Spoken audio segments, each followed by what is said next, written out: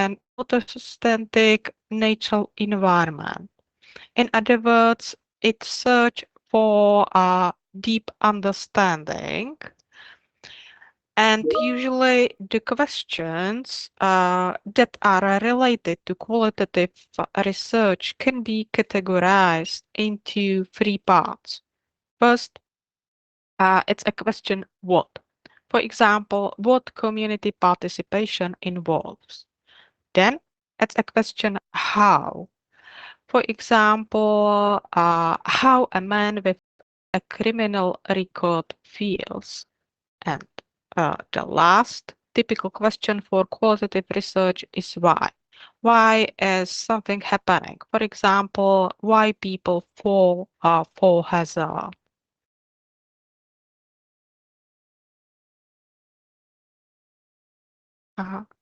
What I have tried to explain so far is that you try to use qualitative research to gain a deeper understanding of something, to understand the essence, to get more detailed information that it's possible to gain in quantitative research.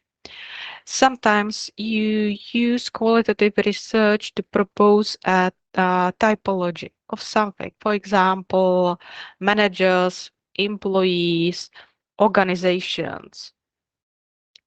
Usually, you also use qualitative research to get new information. For example, in the long term, you are planning to use quantitative research design, but you need to start something. You need to define the hypothesis. And for defining hypothesis, it's a good idea to start with qualitative research. Sometimes qualitative research is used after quantitative part to gain a deeper understanding of something. For example, the quantitative research can show you that people are satisfied with working environment in a company, but you don't know what exactly they are satisfied. You want to know more details. Qualitative research as such has some advantages and some disadvantages. If we look at advantages, first of all, it can gain you detailed description and insight in a phenomenon. That's why it's usually used for initial exploration of something. For example, organizational culture, relation between managers and subordinates, or you can use it for proposing theories. Usually in relation to the question, why is something happening? The result of the use of qualitative research is that you define a new theory, why is something happening. On the other hand, qualitative research can have some disadvantages. First of all, it's quite difficult to generalize. It's always related only to the sample that you have analyzed. But based on this analysis, you can define the hypothesis that will be tested in the whole population. Also, qualitative research is unsuitable for making some predictions or for testing causal relationships. Also, in comparison to quantitative research, it's more time consuming because you need to gain a deep understanding of the data, and it takes the time. Also, the part of analyzing the data, coding, categorizing needs a lot of time. Also, it's necessary to admit that the researcher can have an impact on the results. The research believes that it's not wrong because the researcher helps to construct the reality, and then that there is no only one objective view on some issues. What you can see here are some software that you can use if you plan to do a deeper, broader qualitative research. Usually, if you plan to do only a few interviews, 2, 3 interviews, it's not reasonable to try to learn how to work with this software.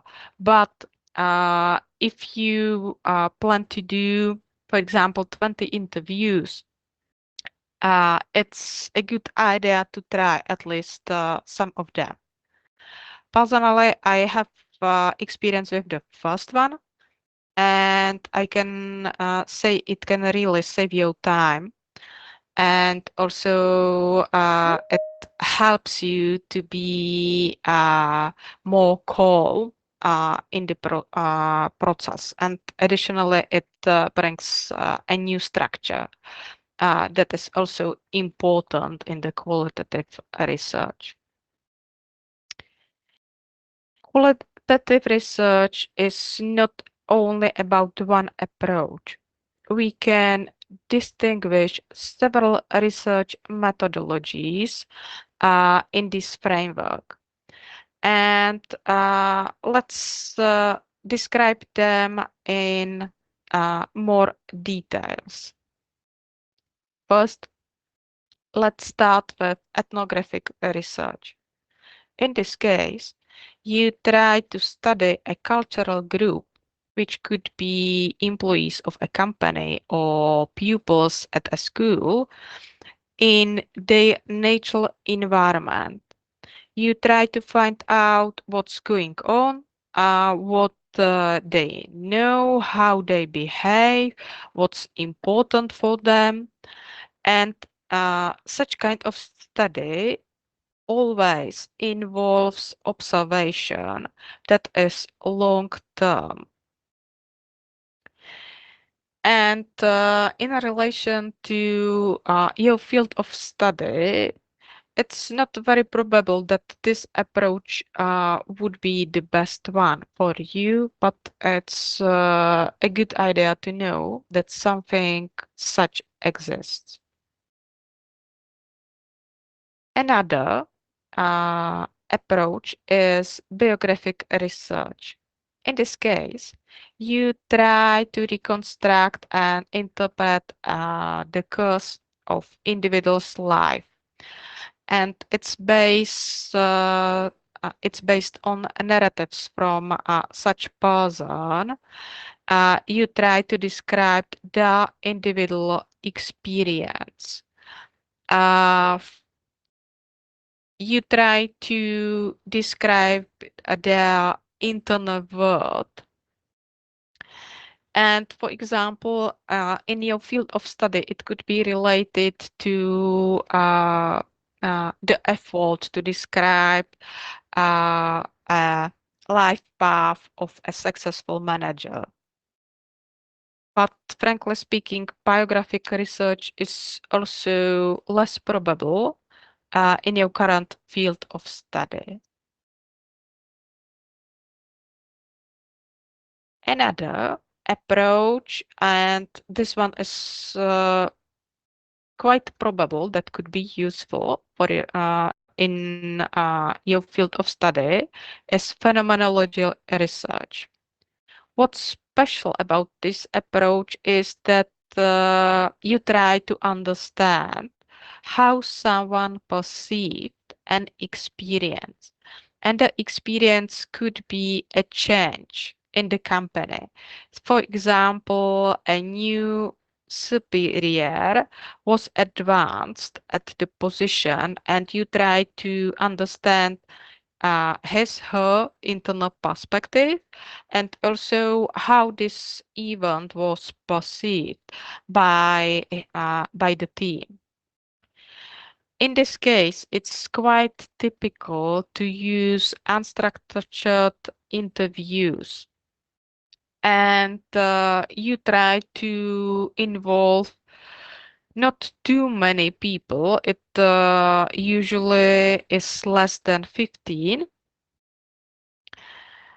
But you try to describe different perspective how something, some event could be perceived.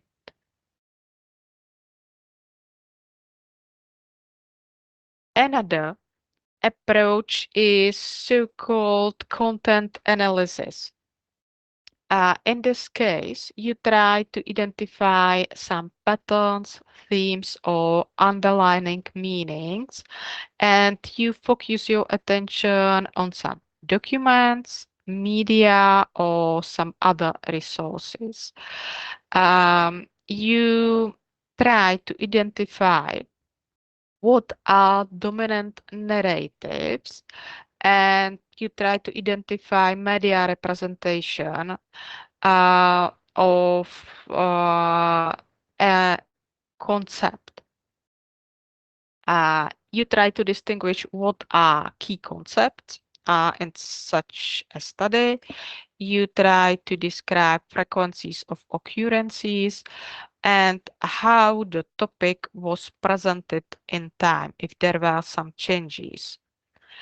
For example, you can try to analyze customer feedback, which means you try to describe if the feedback is rather positive or negative, what specific elements are prized or criticized, how often each code, each concept appears in the references, and also if the tone and elements in the references has shifted uh, through the time. So if uh,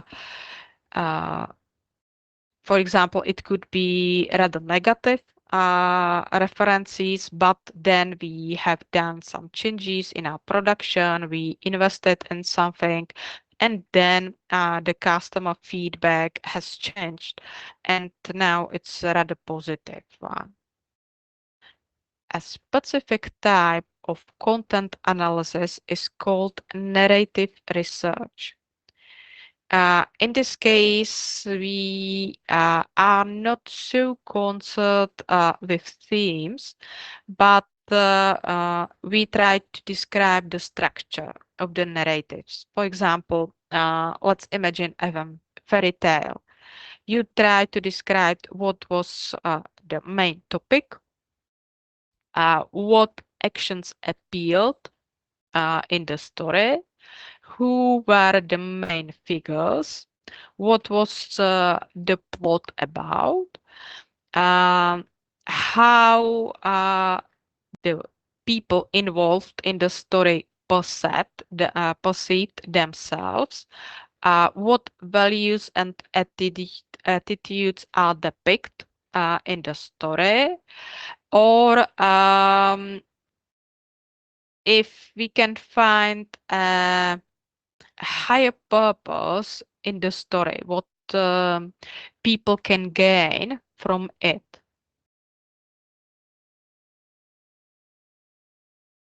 Grounded theory is another possible approach.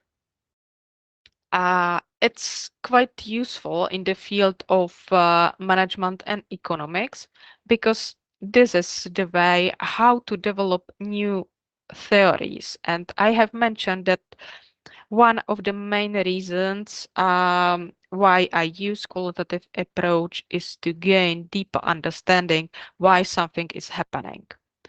And if I have this specific question in my mind, then the use of grounded theory is quite useful because it helps you to describe activities, processes, interactions that are based on the view of participants.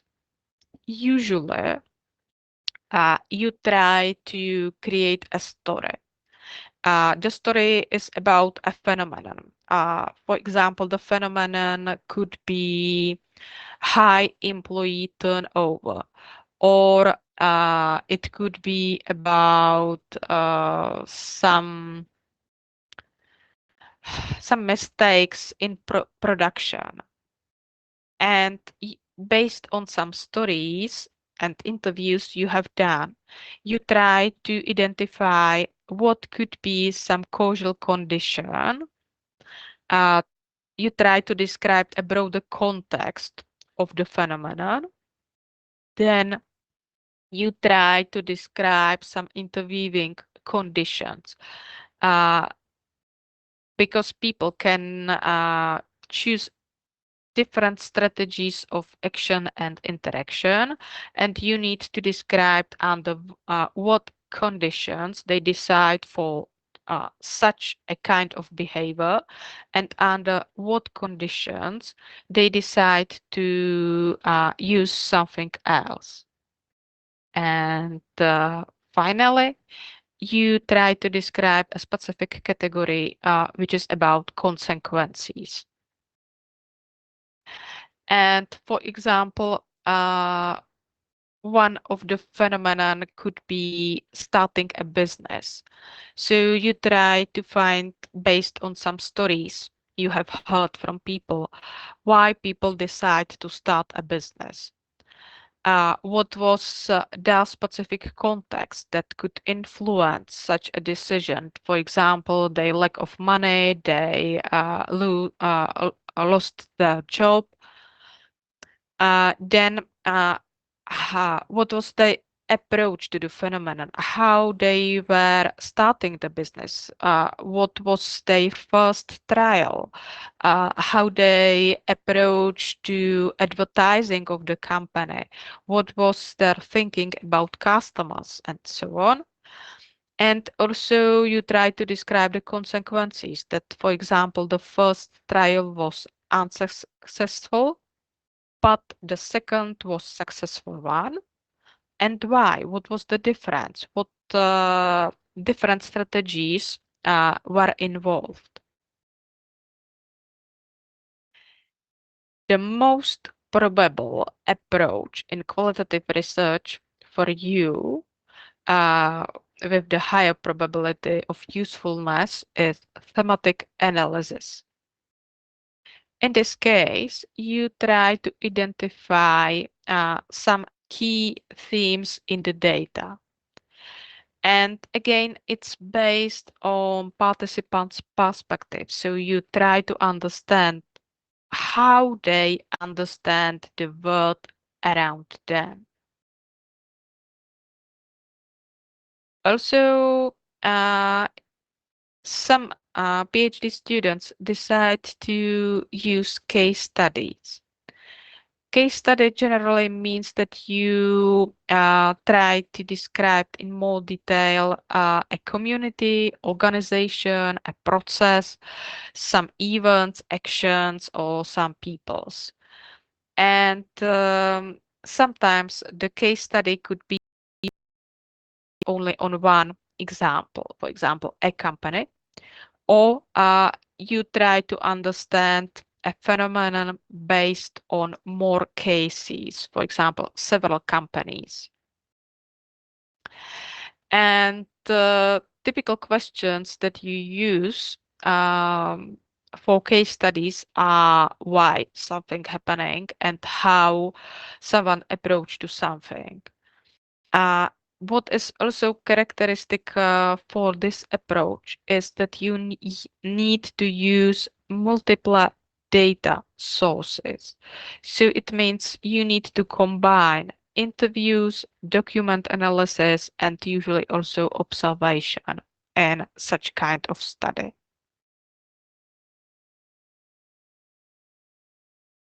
So we have different research methodologies, and you should decide which of them is the best one for your study, because even though there are some similarities, there are also some differences.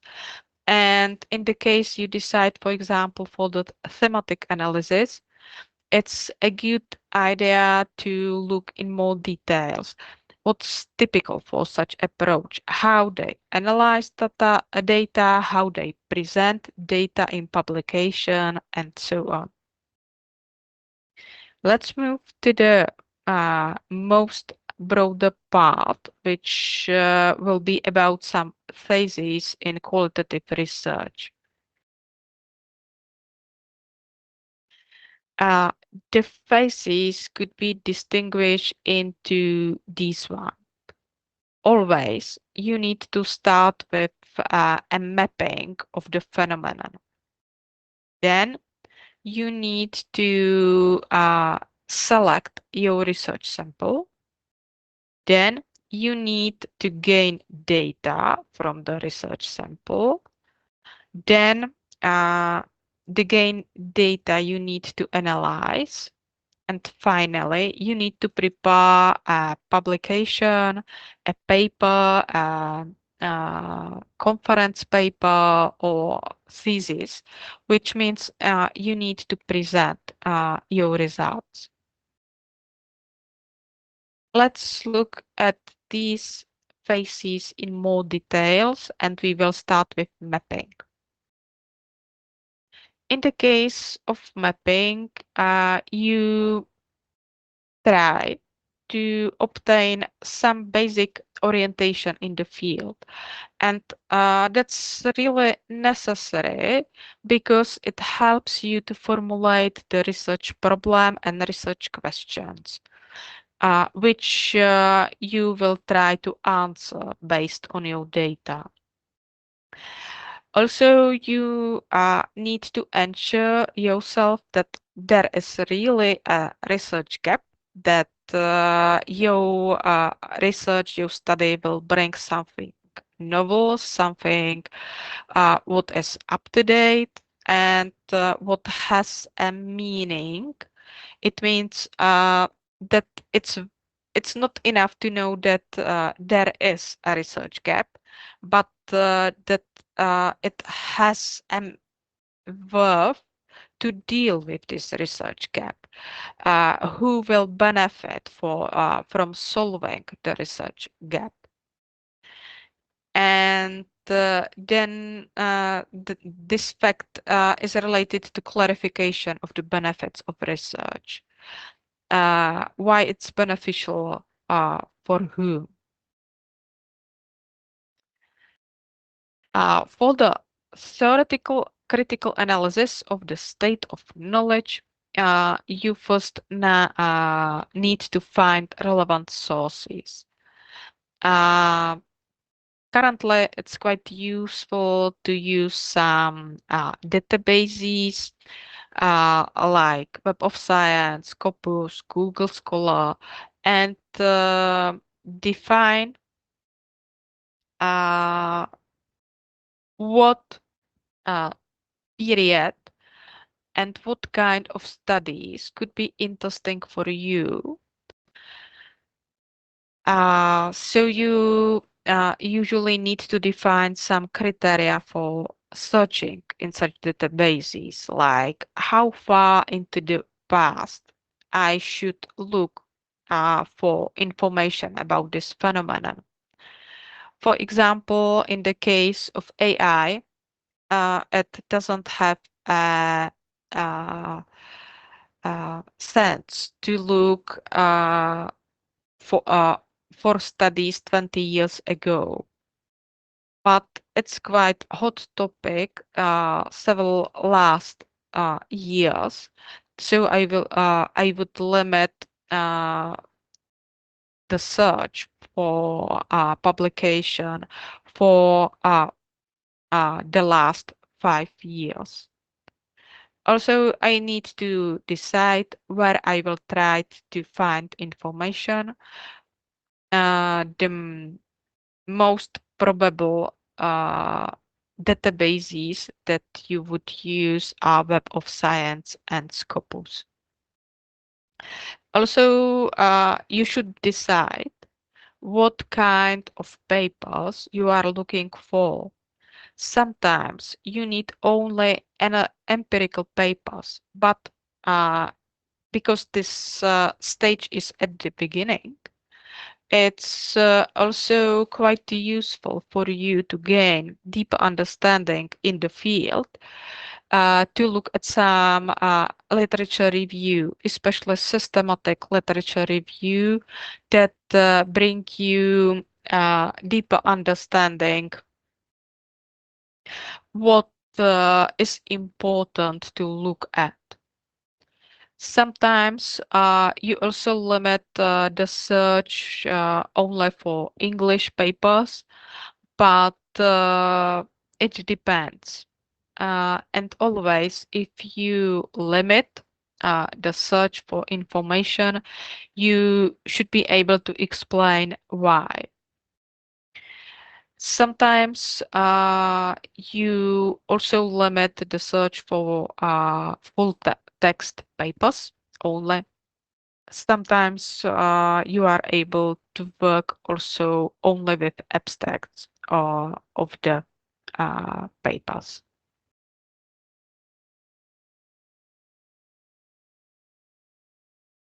So I read something about the topic. I formulate my research questions. The literature search has confirmed that there is really a research gap and that it's valid to deal with this research gap.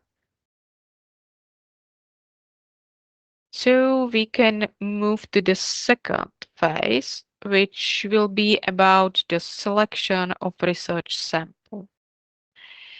The selection will be influenced by several factors.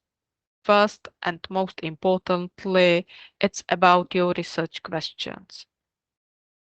Do you have a research questions that deal with individual perception, or do you have a research question that are related to teams, to companies, or what kind of information you need?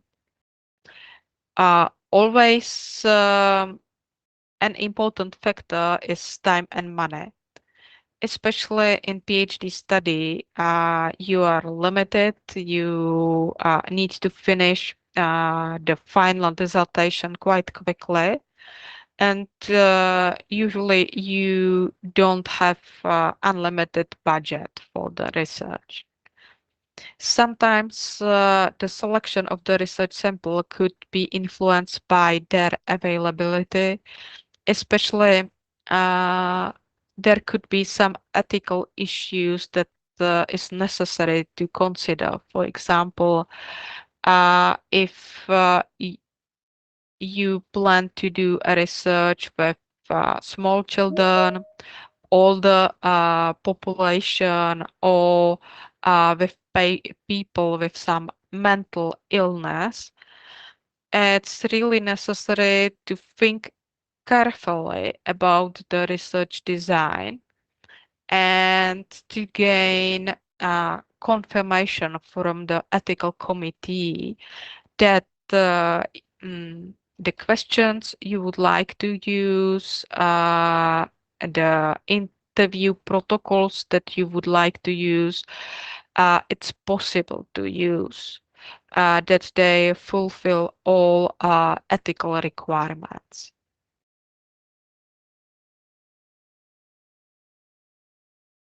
If you look at the methods of selection of research sample, you have several ways how to do it. It could be total selection that you include, for example, all team members in a team because your research question is focused only on this team. It's quite improbable in your future research. You usually uh, would use some different ways how to select research sample. Quite often it's used as noble selection, that you have a contact to the first candidate, first participant, and then based on his her recommendation, you try to find other people. Sometimes you can use self-selection, which means that you announce somewhere that you are looking for participants, and you will wait who will be the volunteers who will react on your announcement. And sometimes it's also possible to use occasional selection.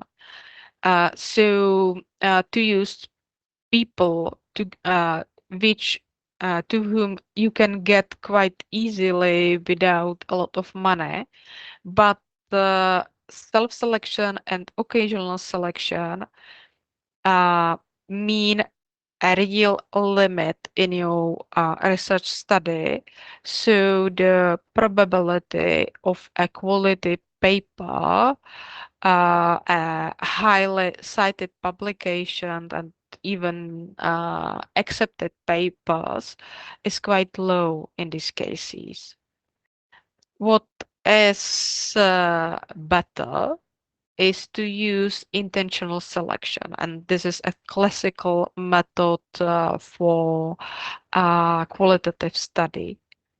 You predefine your research sample, especially their demographic characteristics, and then you try to gain such participants that uh, are in accordance to this pre-selected structure.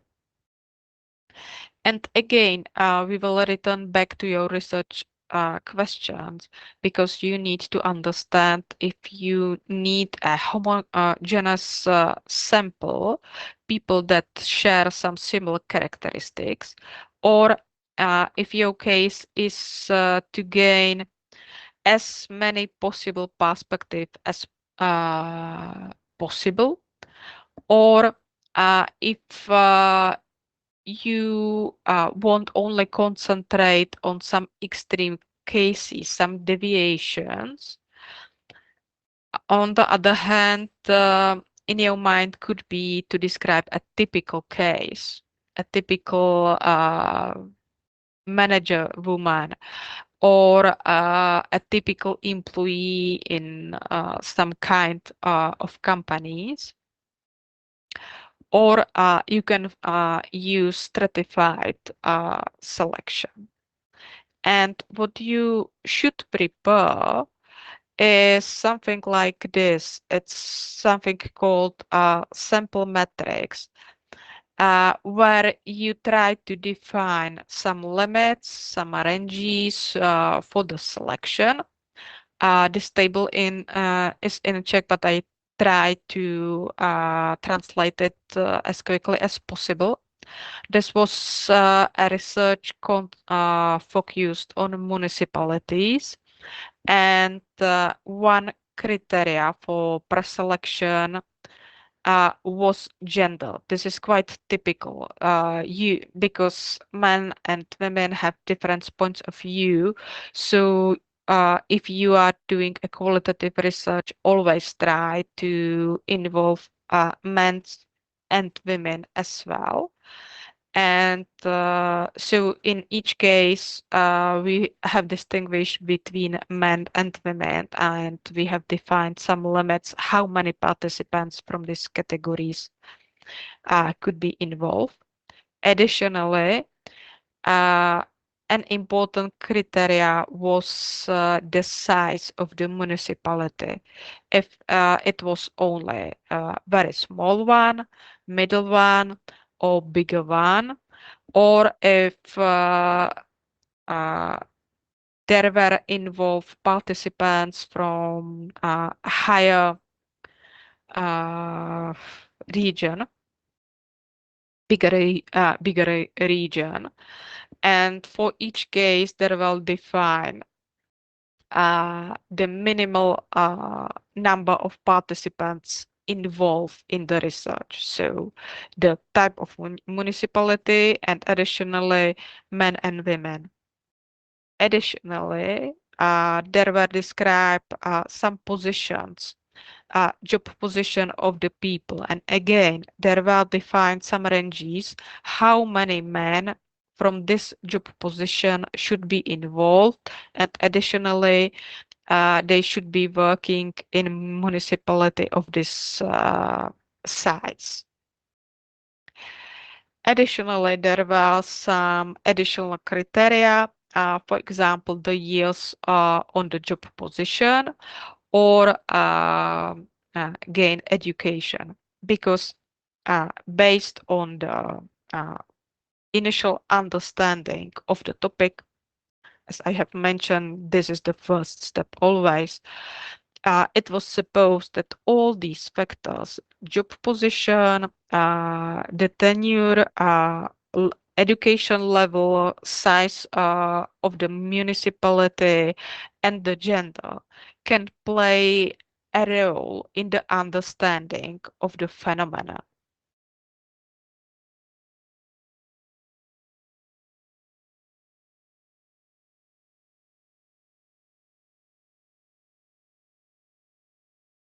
We have defined our research sample.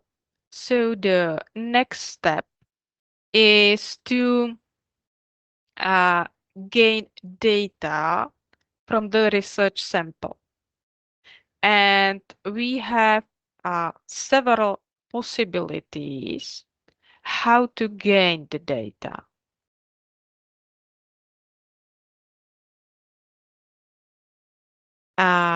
It could be based on some interviews, group interviews, or sometimes called focus groups.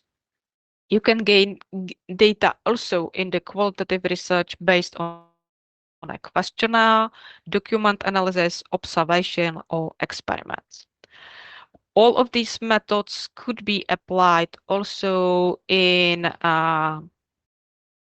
quantitative research, but the structure and type of questions is different. Let's look at them in more details, and let's start with the method that you will use with the highest probability, and this is interviews.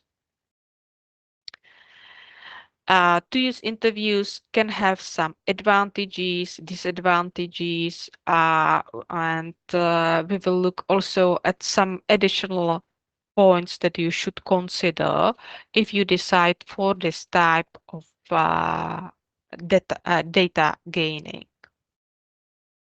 Let's start with the advantages and disadvantages in comparison to other methods. First, interview enables you direct contact, especially if it's done face to face. You can recognize not only words, but also non-verbal communication of the participants. And this information are not only useful for your research, but can help you to adjust the speed of the interview, the content of the interview based on the reaction of the participant. On the other hand, to use interviews have some disadvantages. It's not useful for a large research sample. It's not recommended for some complicated statistics. You can use it only for some descriptive statistics. And also what is important to know is that the interviews will be always influenced by the interviewer. What can play a role is his gender, age, style of clothing, or behavior. Sometimes this could be also an advantage that with the right choice of interviewer, you can influence the willingness of participant to communicate, to participate in the research. Sometimes the disadvantage could be that you need to consider time of day or place where the interview will be done. Uh, Regarding the time of day, you need to consider when the participants will have the highest probability to be open to the interview. If it's probable that you will meet them in the morning, in the evening, and again, this depends on your field of your research, on the participants you are interested in.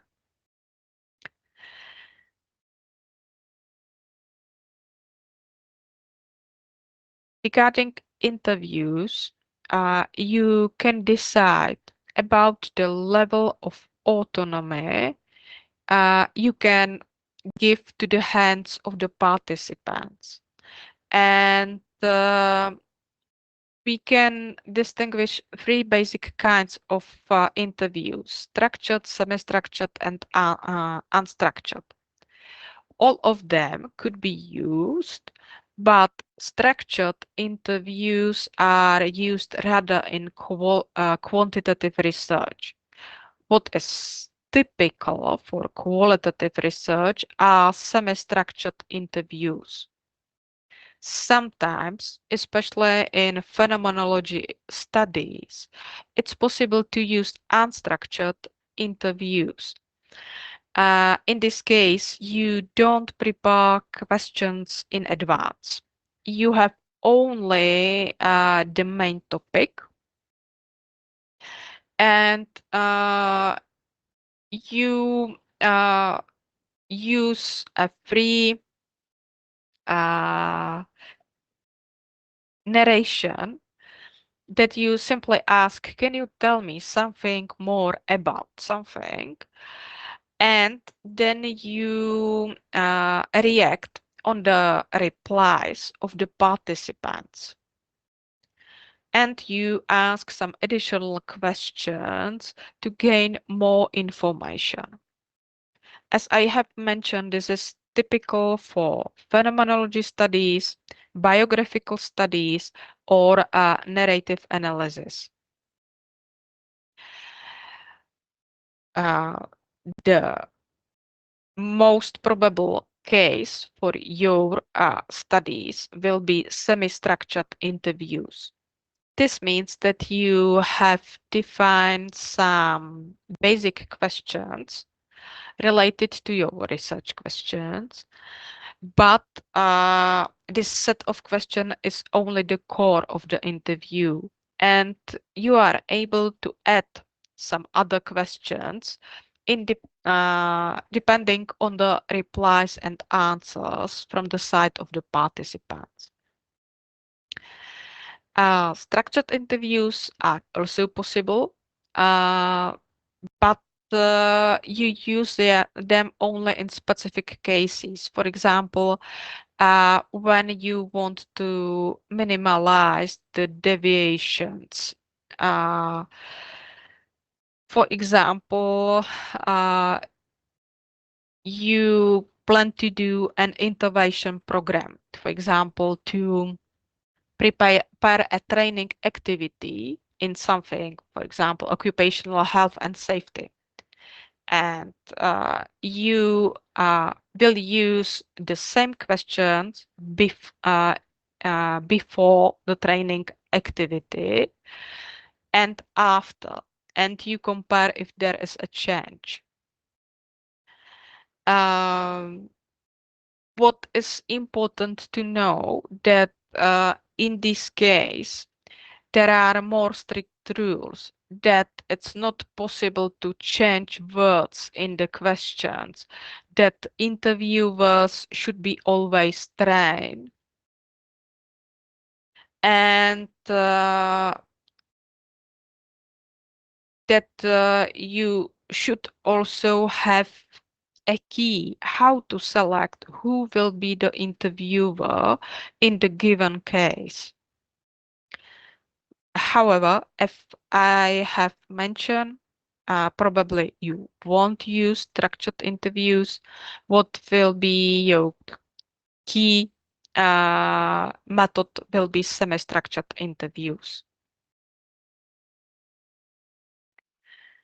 Let's move on and let's look at the media that you could use for doing interview.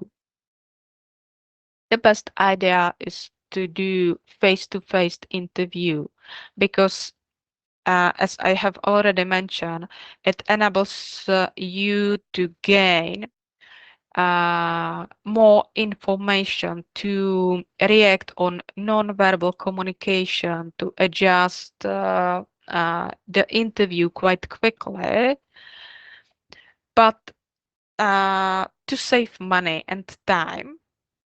You can also sometimes use phone calls or online interviews, for example, through via MS Teams. It's possible. It's still useful. Phone calls and online meetings enables you to save to record the meeting, the call. Uh, these days also to transcribe it quite quickly. But on the other hand, there is missing the human touch that the information you gain are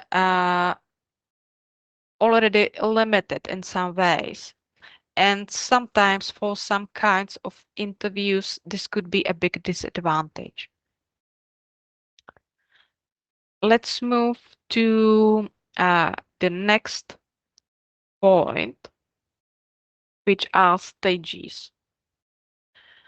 Regarding interviews, there are only two basic stages. First, you need to prepare, and then you need to do the interview itself.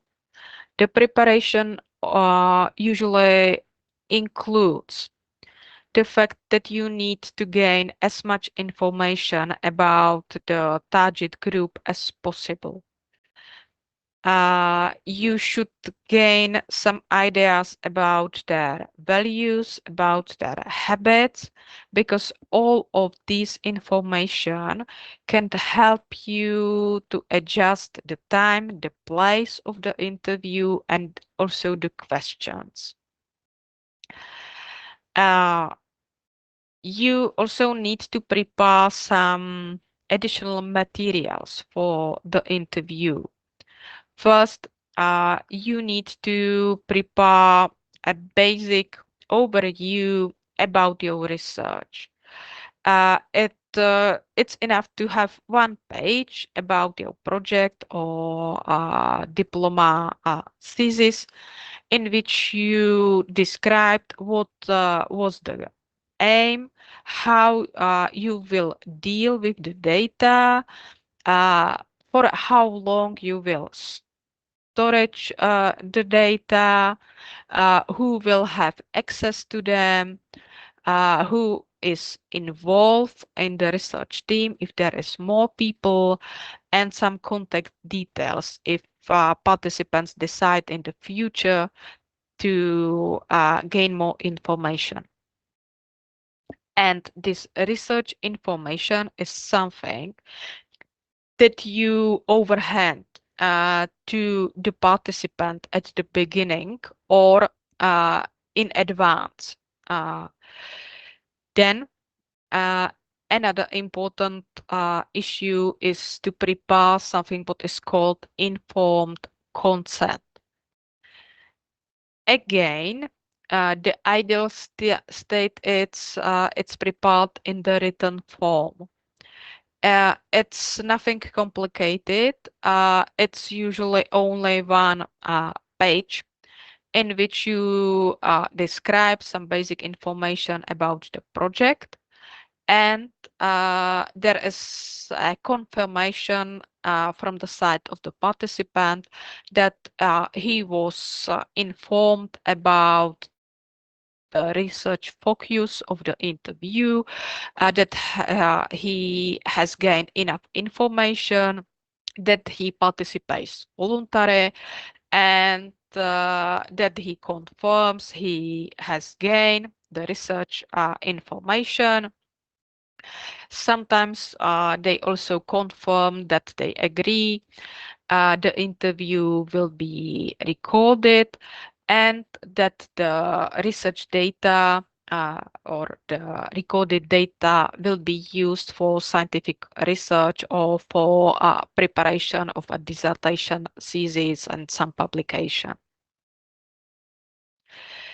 If it's not possible to gain written informed consent, it's also possible to record it. It means that at the beginning of the interview, when you start recording, you need to read the informed consent officially and wait for the reply, I agree, or I confirm. So it could be at the beginning of the phone call record or a video record.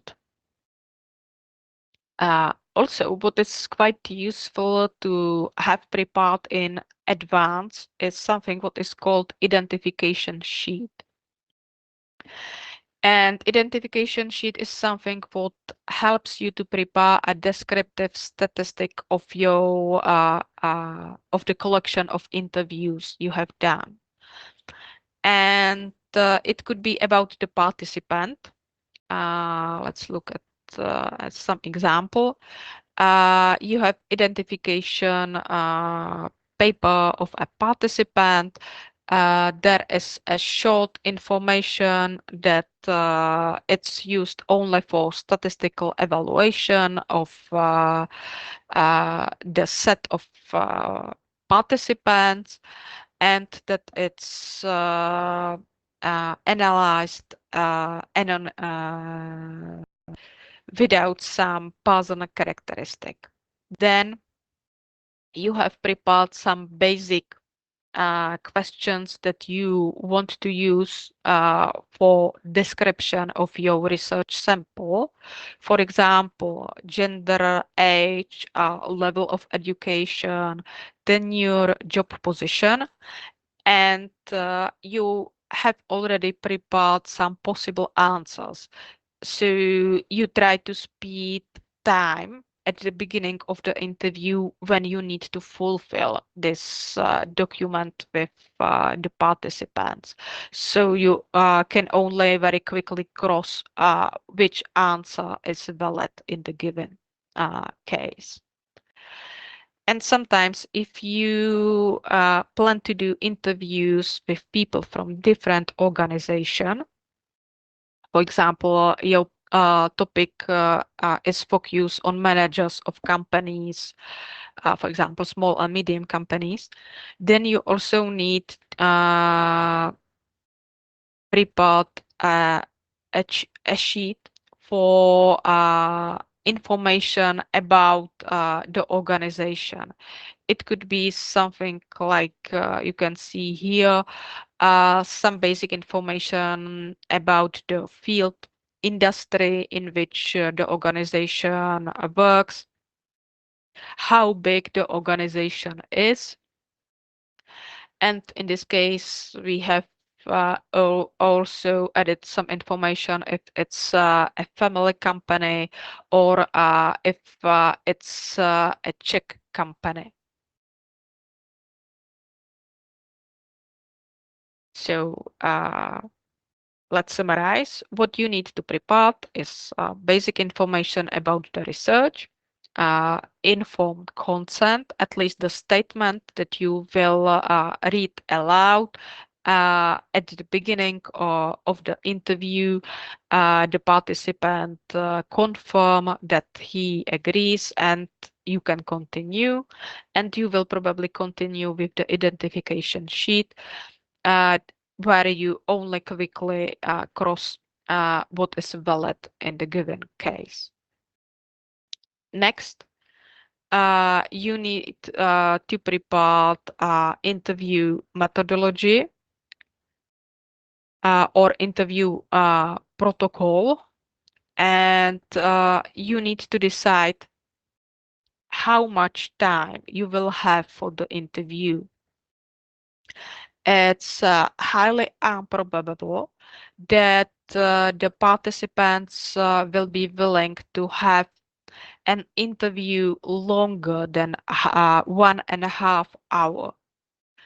Usually, you must keep the limit 1 hour, and sometimes, in the case of some busy people like top managers, you need to uh, prepare even shorter the interview. And then you need to prepare a base of questions. These questions are based on your research questions, which you break down, and usually it's a good idea to uh, offer questions that ask on the same topic but from different points of view. Uh, you should also keep in mind that to do the interview should be comfortable for the participant. So you should start with easier question and then to continue to something more personal, more difficult. And additionally, you should start from general question and then move to something more concrete. To prepare a good base of questions, it's not an easy task. So it's recommended to discuss it with some colleagues or supervisor, and also to do a piloting study. When you try to ask these questions, one, two, three participants from the target group, to be sure that they understand the questions, that uh, they are able to answer the questions. And the interview protocol can look, I try to open it.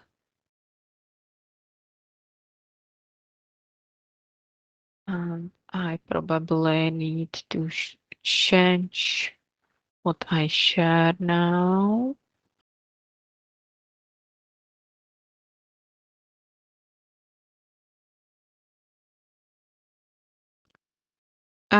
It's again in Czech, but I try to explain the substance of the interview protocol. Uh, if you have a key concept, for example, in this case, it was smart factory. It's a good idea to prepare a definition of the key concept that is really important in your interview, and put this definition in front of the participants to let them better understood what do you think under this specific term. Then there should be an introduction, and look that there is always a time limit. How many minutes I'm planning to stay at this part of the interview. At the beginning, you need to explain the aim of the interview. You need to fulfill the identification sheet, You need to ensure them that you are interested in their opinion, that they are not wrong or bad question, that the interview will be recording, how much time you will spend uh, in the interview, and so on. Then are some sections, some parts of your interview, and always there is time limit. And if you look at it, there are always several questions related to one topic, and you can see that some of them are in bold. The reason is simple. If I get in time pressure, I need to know which from these questions are the most important one, and I should ask them under any circumstances. So if I need to omit because of time some of the questions, the bold one I should always ask. Sometimes there could be also some instructions in this protocol. There were written in green letters instruction for the interviewers, what they should do, what they shouldn't forget, because when you are under stress, and usually if you are not an experienced interviewer, you will be under stress, you can forget something. So you try to describe interview protocol as much issues as possible. And as you can see, there can be some additional materials that are used in the interviews, some cards that help to trigger further discussion.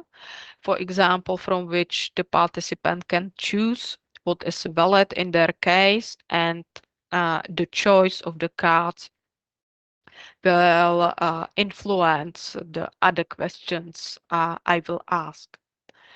At the end of each interview, I should offer a space for the participant to ask me some questions. Don't forget to thank for the interview, and sometimes you can give them a small present as a thank you for the interview. So, it's useful to have interview protocols, to think about them, to consult it at least with the supervisor. So let's return to the mind map. Yeah.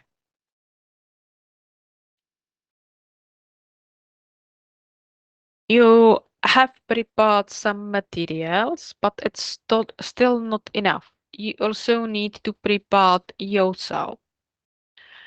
Um, as I have mentioned, you should have as much information about the target group as possible, because you should understand their glossary, some specific words, terms, concepts that they will probably use, or they probably expect that you know.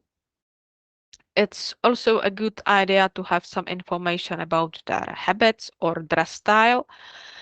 Again, if you know their dress style, you can adjust your own dress style when you go on the interview.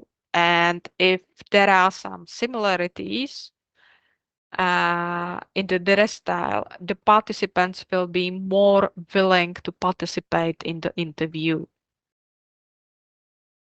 You should also train the questions you shouldn't see the interview protocol at the first time when you start the interview. So it's really a good idea to try it several times before going in the terrain. And also, it's possible to train non-verbal communication, you as an interviewer, because sometimes you really try don't influence the answers of the participants. Also, it's a good idea to think about some crisis scenarios. What would you do if something happens? Um, you can think about what are some crisis scenarios, for example, in the case of uh, interviews with members of management. It could be something like you have set a meeting for 1 hour, but the manager has a meeting before you, and now and because of some delays from 1 hour is currently only 40 minutes, and you need to deal with the situation. So you should be sure which questions are the most important to be prepared for such a scenario. Or it could be that you plan to record the interview, but the participant doesn't allow you do so. So you need to have again a scenario what to do. Or you can ask a sensitive question and the participant refuse to answer. And again, if it's the key questions in your interview, you should think in advance. What would you do if they refuse to answer?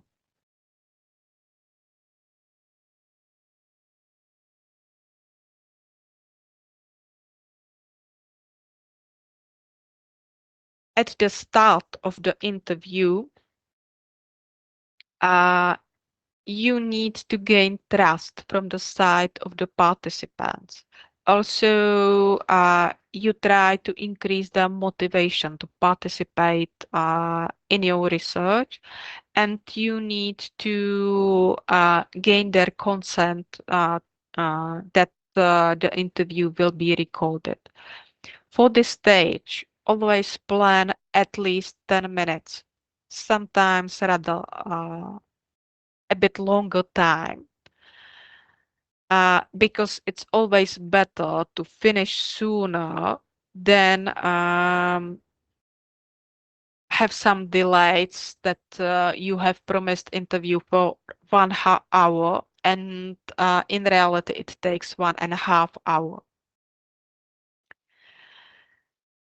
In the first stage, you need to give information about yourself, about the purpose of the interview, how long it take, what will be the procedure, the time, questions that the question that you ensure anonymity, that you will use, for example, some additional materials in the interview. You need to reassure them that there are no right or wrong questions, that you are really interested in their opinions, their perspectives. You need, they confirm that you can ask them the questions, and to gain the consent for a recording.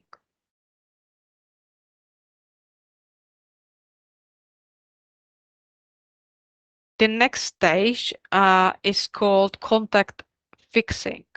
It means that you need to start with easier and more general questions.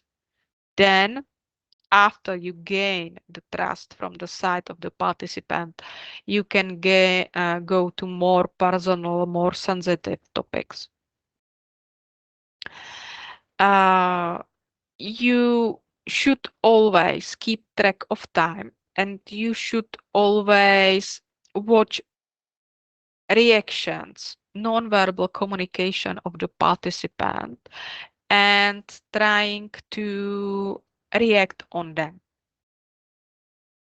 The last phase in the implementation of interviews is conclusion.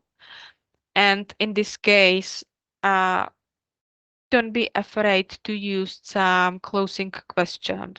For example, is there anything we forgot during the interview? Is there anything you would like to ask? Don't forget to thank for the interview and time they give you. You should sometimes it's a good idea to explain what happens next, what will be the next steps. For example, that you will transcribe, summarize the interview, and then you will send the interview to check with them. The last phase should be between 5 and 10 minutes. So please reserve some time for it.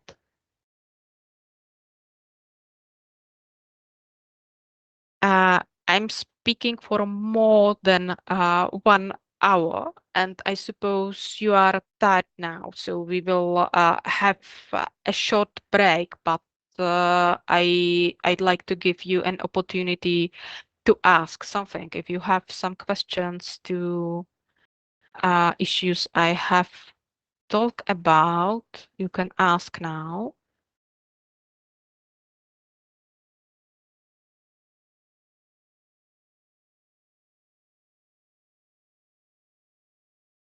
No questions. Everything's clear.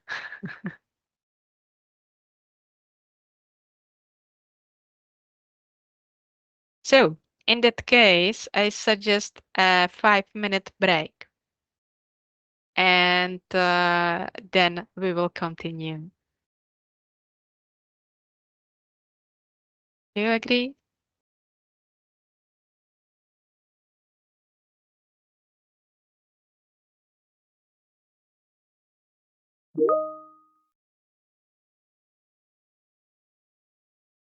Great. So,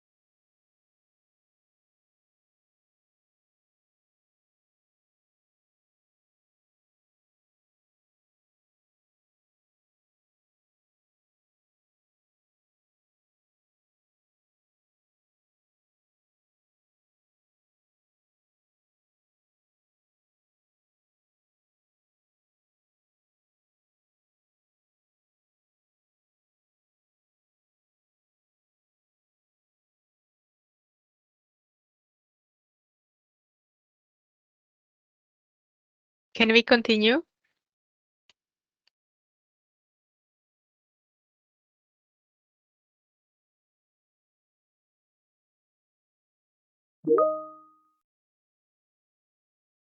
Great.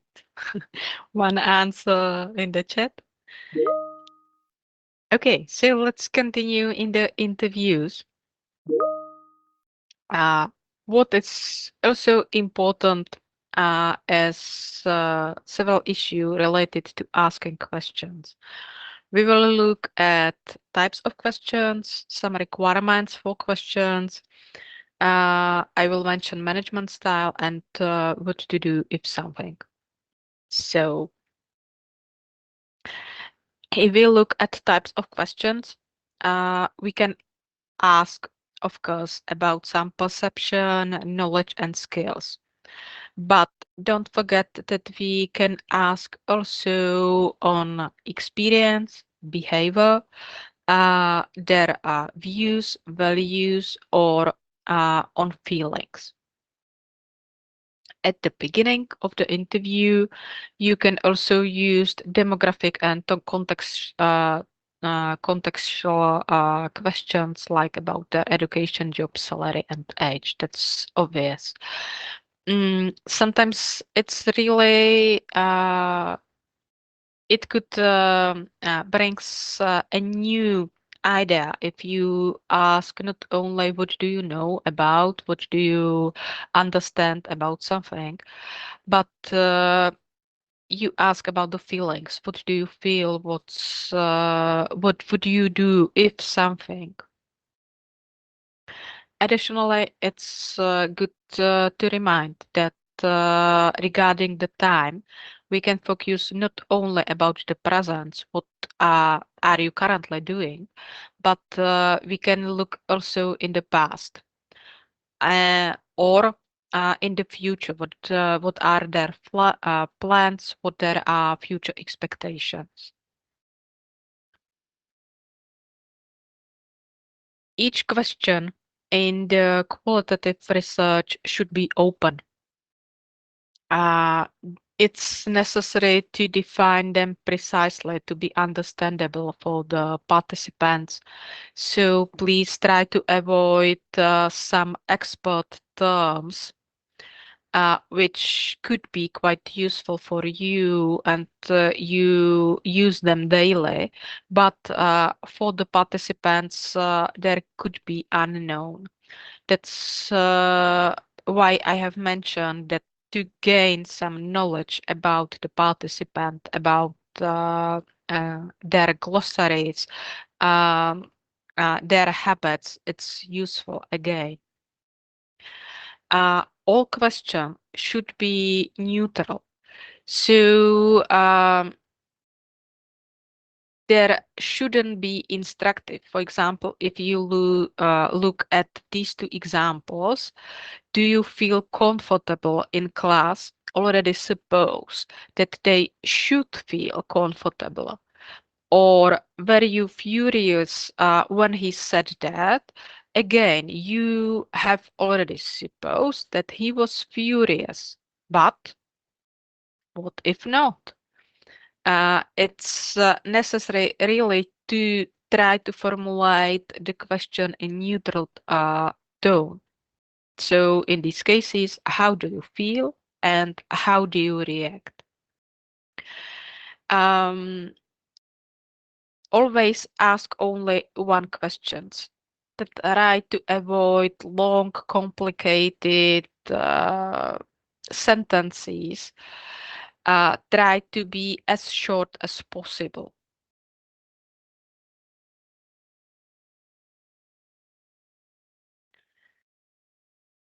If you are leading an interview, don't forget to listen. You should be empathetic and active listener, which means that you need to show interest. You need to check understanding and also to show that you really understand the participants, their points of view. So don't avoid using paraphrasing or summarization. You can use something like, if I understand you well, you have said, or if I try to summarize what we have discussed about, what is important for you is this, and this. Um, Try to show interest in details, because the more details you will be able to gain, the better for you. Empathetic listener means that you try to notice their tone of voice or non-verbal communication, and you can express that you have noticed something um, in the way you ask question or you comment it. For example, you can say something, when I'm listening to you, I understand that it must be difficult, or it seems it was difficult. It sounds like uh, it was related to strong emotions. You seem angry, and so on. Um, you must be patient as an interviewer. It means if you give a question and the answer didn't follow immediately, just try to wait, because sometimes complex, difficult questions need some time on the side of participant to summarize in their head what they know, what they want to present. So try to work with silence. It means if you ask a question, start to counting in your mind until 6. And if no answer will appear, you can uh, try to give additional question or try to formulate the question in a new way. Always try to verify your assumption and presumption. Um, if in again, it means you need to gain as many details as possible. Uh, just For example, I try to find an example in my mind, but it could be something like when you ask them to describe the content of their work. Uh, they can say something like, I was dealing with documents, and uh, you need to check what kind of documents, how much time did it take them to deal with it. So again, try to gain as many details as possible, because the details are something what has a sense for your type of research. Uh, Try to maintain neutrality. Sometimes, if you are asking a difficult questions, uh, something what could be sensitive for them, they could have a tendency to ask you similar question to gain your own opinion, and you should be prepared to react in the way, uh, in this interview we focus on you, not on my feelings, or please I reply to your answer, but at the end of the interview, not now, because now we concentrate on your perception, your points of view. Uh, don't try to be too formal. Try rather to be friendly, a bit relaxed. And again, the training of interviewer helps you in this. If you really know what you want to focus on, it's easier to be more relaxed. Also, you need to be flexible. You can have a detailed interview protocol, but there can always something happen and you need to adjust the order of the question, the amount of the question. So please be prepared in your mind for such moments.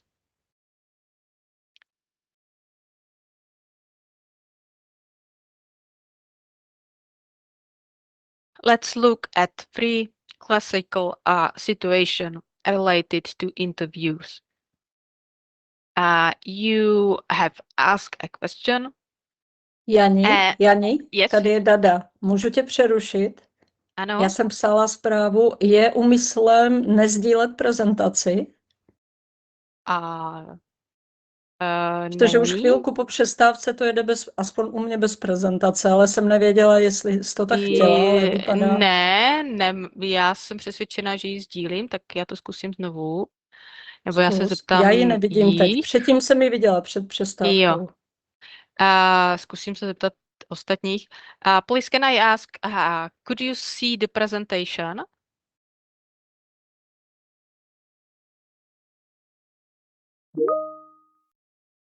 Yeah, you can see it. Okay. Great. The mind map. Yeah, exactly. You can see it. Tedo, tak to bylo asi u tebe. Něco.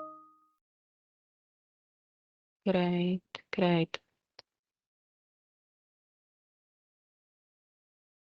Dobrý, už vidím, dobrý. Už Díky. vidíš, jo. Okay. So, yeah.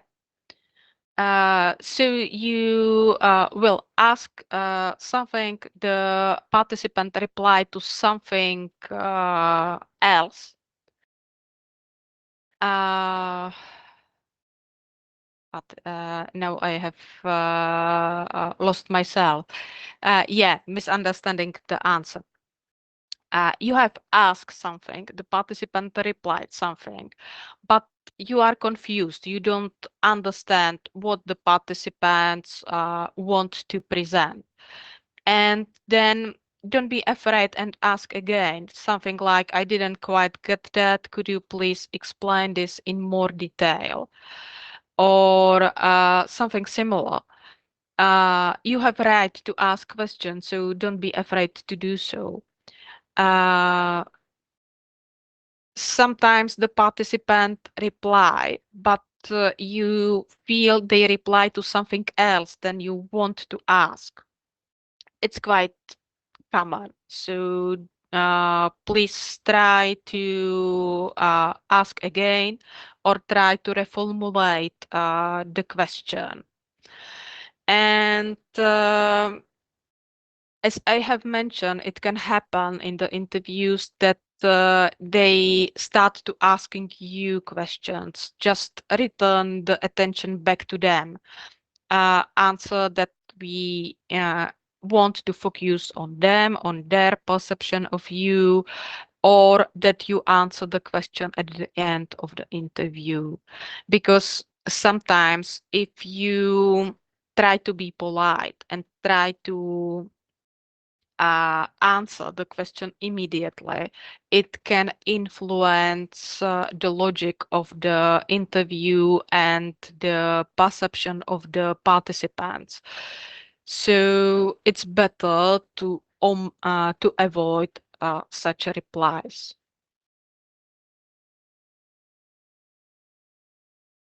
Sometimes asking questions can be combined with something else. For example, with commenting.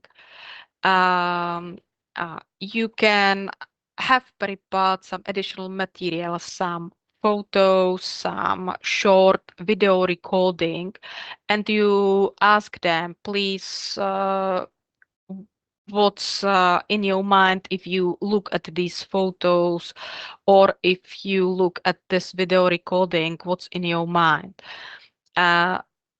For example, it can be some of photos from their past, or a video recording of a process in a company, and they should describe it, or they should explain what's happening there.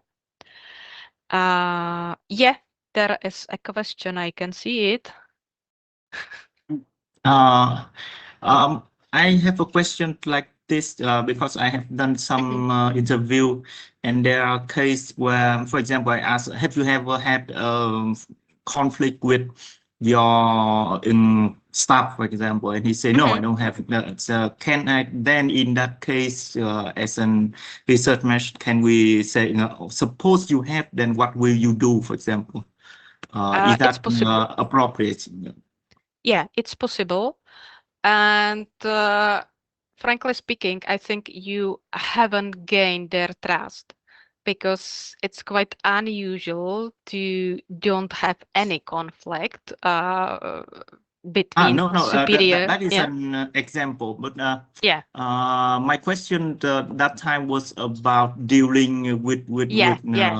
It could crisis, be. but Hmm. the Yeah. person say his company is quite Hmm. peaceful, so there's nothing like a crisis. Hmm. So Yeah, yeah, that's why I have to ask, if suppose you are having a crisis, and what is your first reaction, second reaction, and so on and so on. yeah, yeah. It Is could. it possible to how to say, imagine the Yeah. case in? Mhm.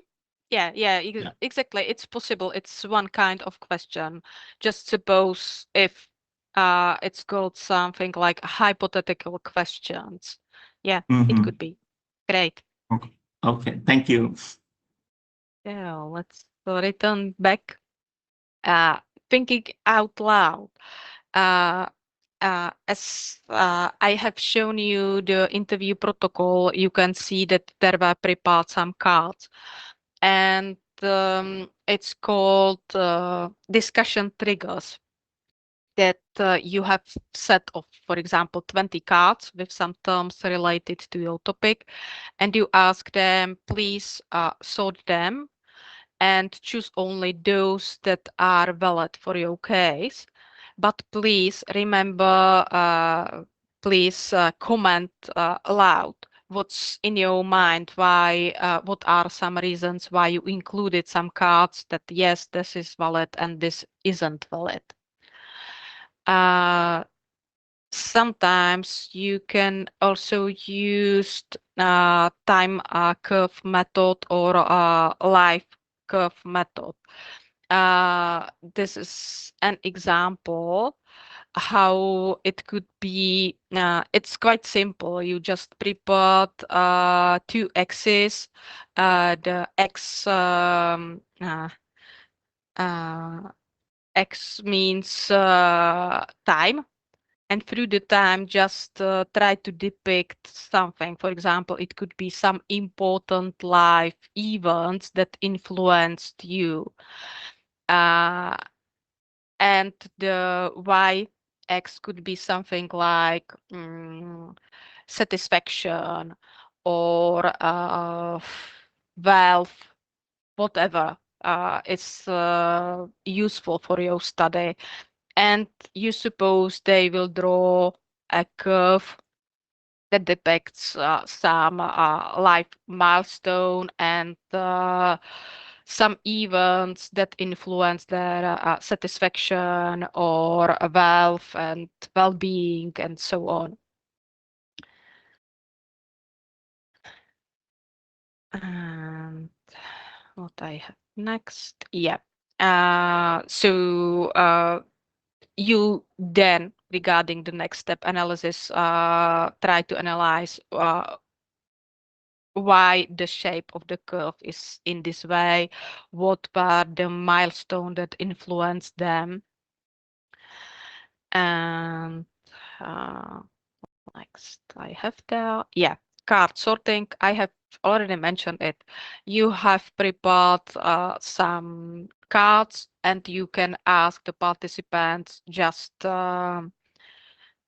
categorize the cards into several categories based on a criteria, what is more important, less important, or just select some topics for the further discussion from these cards, or you can use something what is called Q methodology or Q sorting.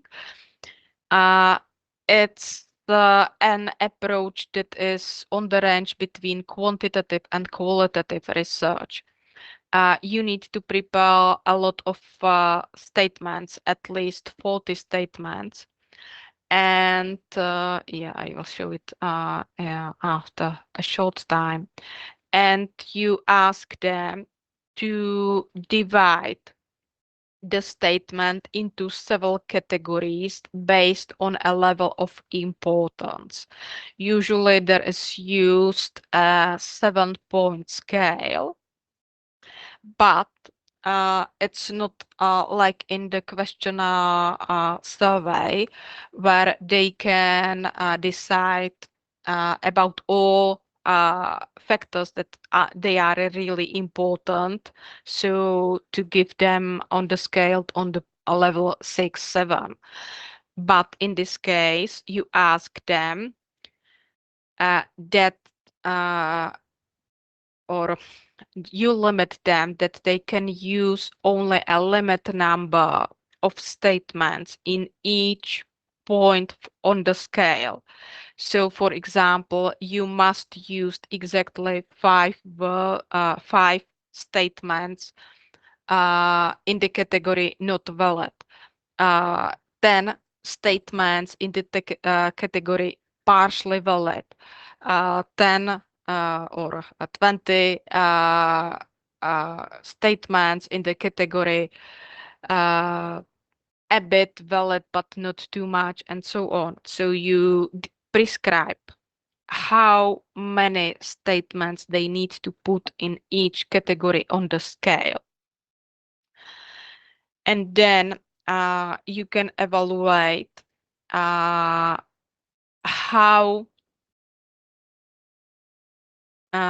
was their understanding,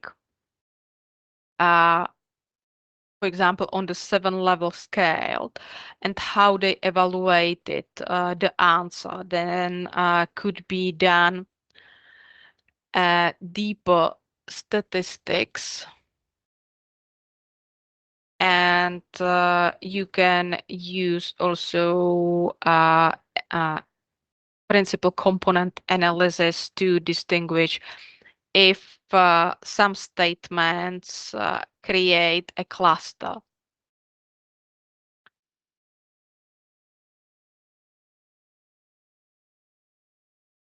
Also, sometimes for some kind of participants could be quite useful to combine classical interview questions with projective techniques. And they can have several options how could be formulated. They could be unfinished sentences. For example, my strength is I'd like to, and they should complete the sentence somehow. Or they you can ask them to compare something, for example, to fairy tales creatures. If your team members would be fairy tale creatures, what would they be? What I like is the technique friendly Martin. It's just imagine that in your company would come an alien, and they didn't know anything about this environment. What would you recommend to them? What they should do, what they should avoid? Sometimes you can show them some pictures and they could interpret what's on them.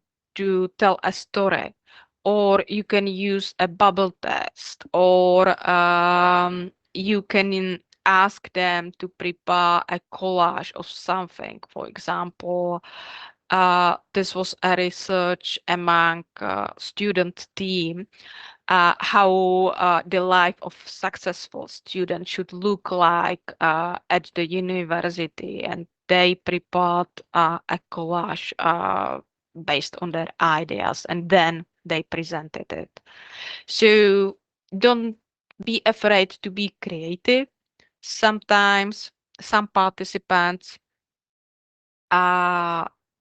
like this style of interviews because it's something uncommon, more funny than a classical interview.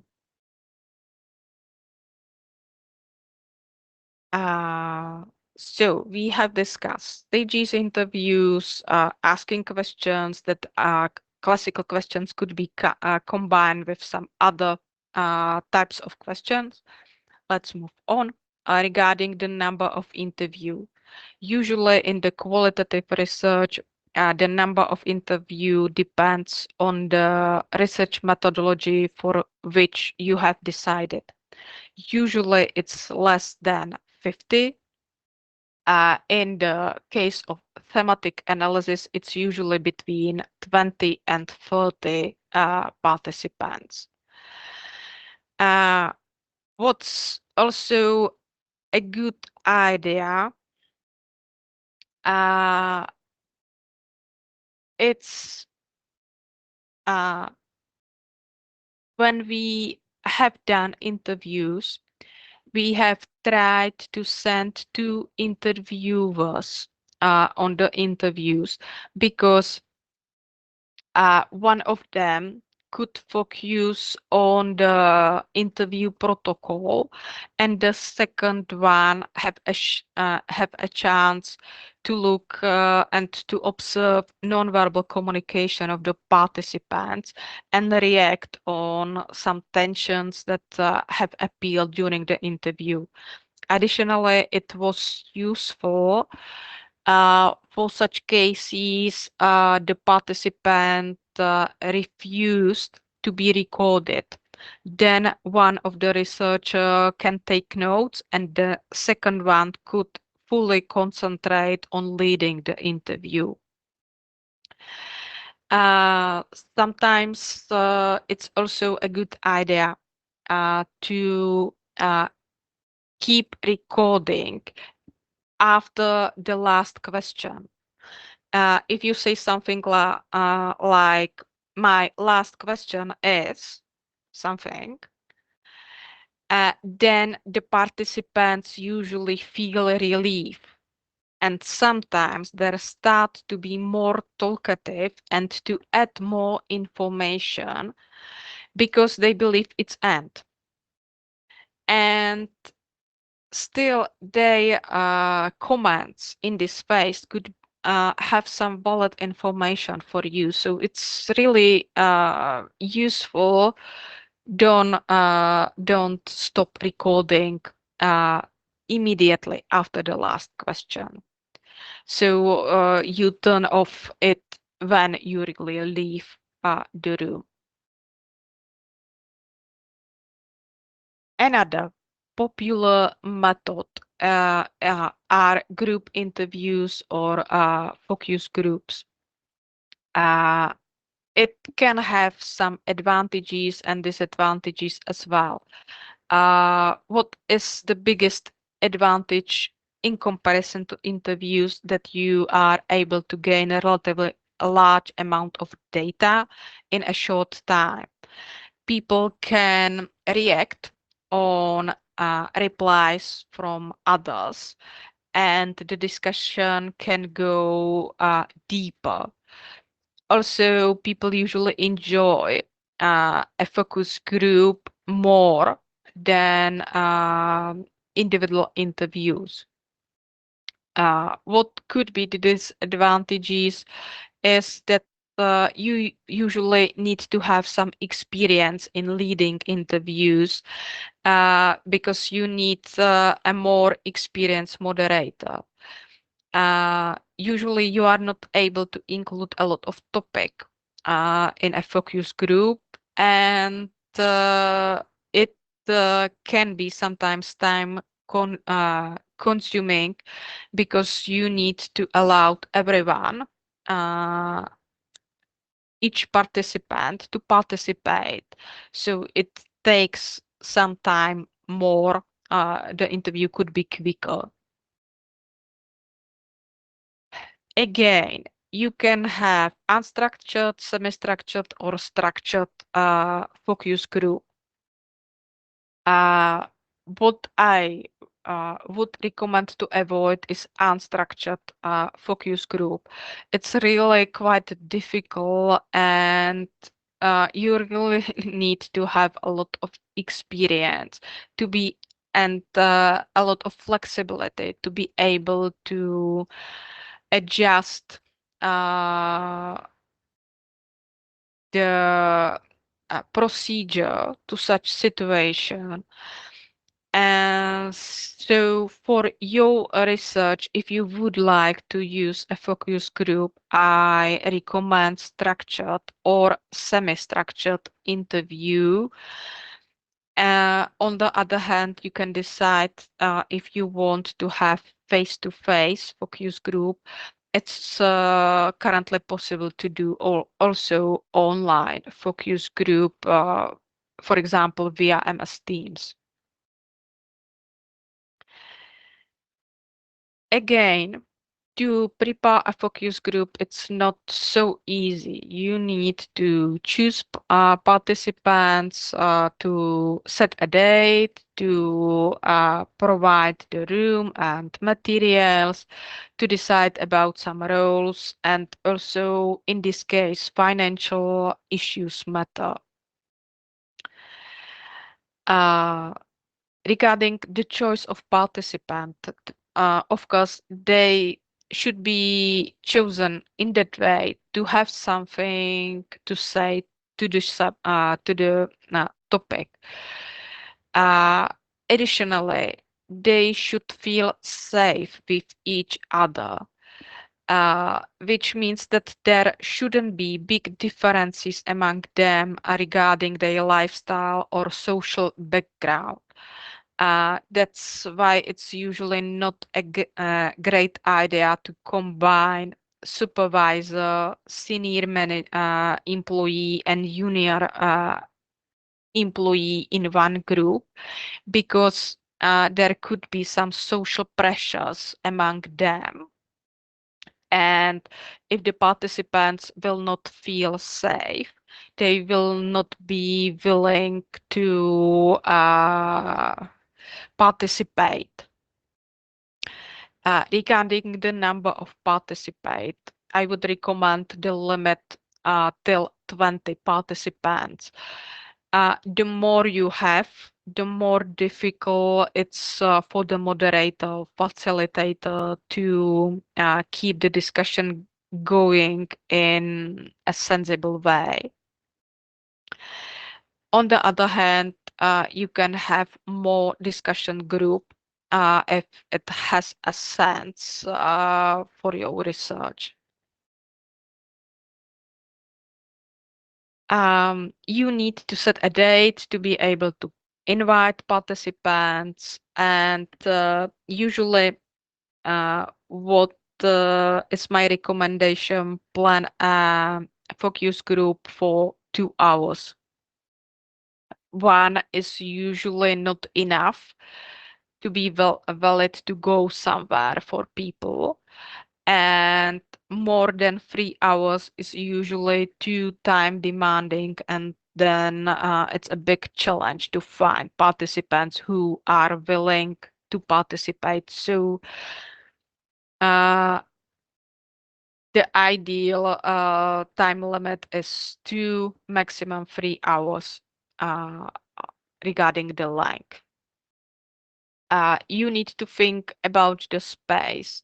There should be comfortable temperature, suitable layout, which is usually in that way that everybody sees the others, which means that the the seats must be arranged in a circle or half circle. You also need to think about some refreshments, because if you plan a focus group for 2 hours, it usually means that you need to provide at least some coffee, tea, or water. And what could be a challenge in these cases is recording device. You need to have some records. Sometimes, if you work with online environment or with flip chart, you can decide that it's enough. You have some results of the group discussion depict on the flip chart papers on or in online environment. But usually it's a good idea to have at least one audio recording device.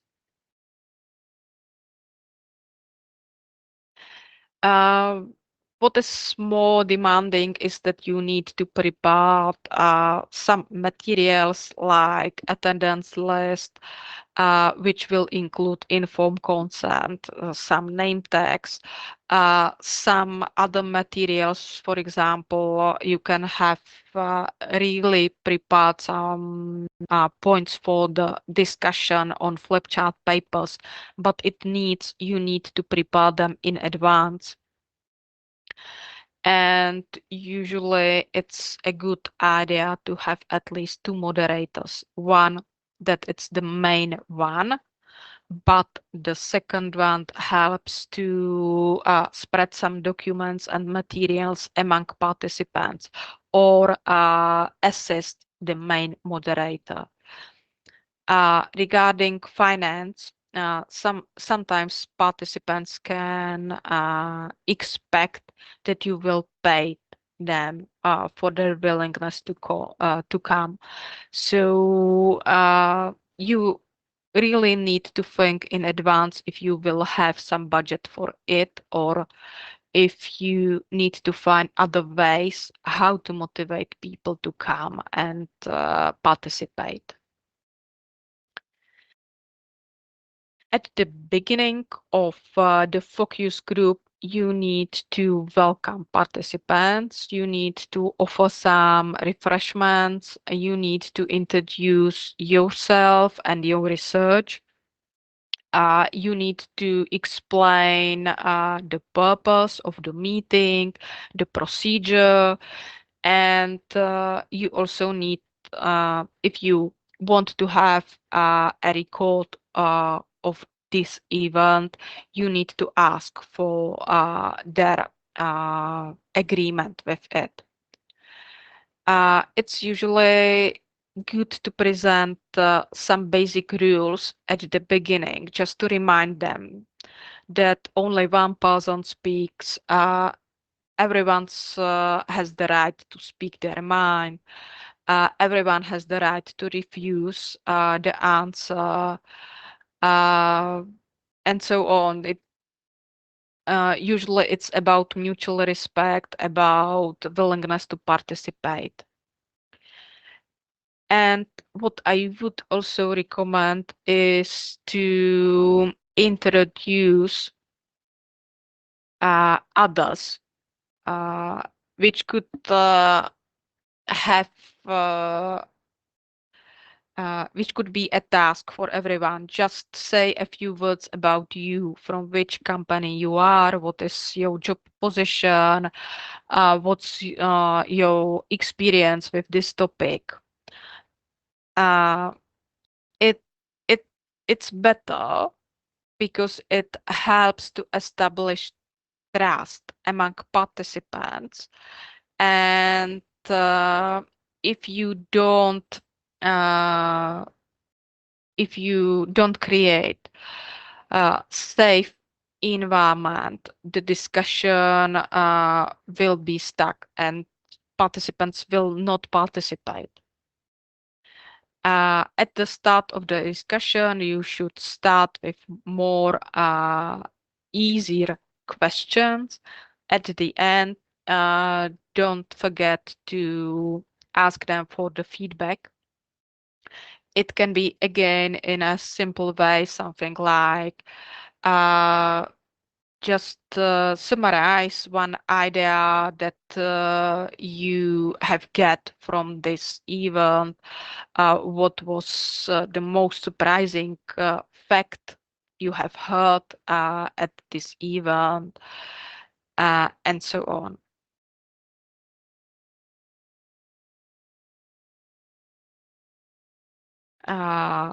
In the case of some additional recommendation for focus group, be prepared that flexibility is necessary.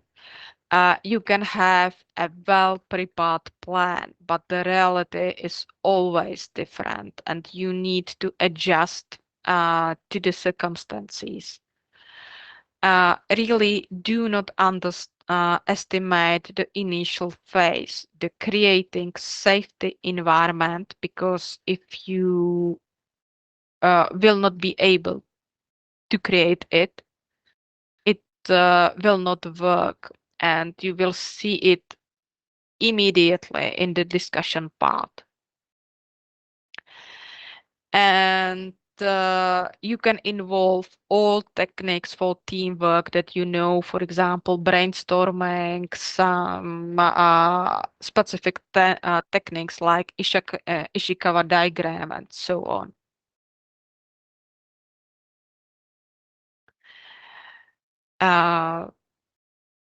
In some cases, you can also use questionnaire for qualitative research, but in this case, what you need to keep in mind it's that it's not quantitative research, but qualitative research, which means you want to gain as many details as possible. So there must be open question, and then you need to analyze the replies in these open questions. Yeah. Also, you can gain some data based on document analysis. For example, in the company environment, usually there are some internal documents. In some cases, for some kind of research, you can use some videotapes, sound recording, some photos, and all these materials. What is quite typical for our field, it's the document analysis. It can be some correspondence, some medical records, some statistical data, some newspapers, journals. And what you can see here is what you can evaluate in the documents: the type, font type, illustration, content, and some topics related to the content.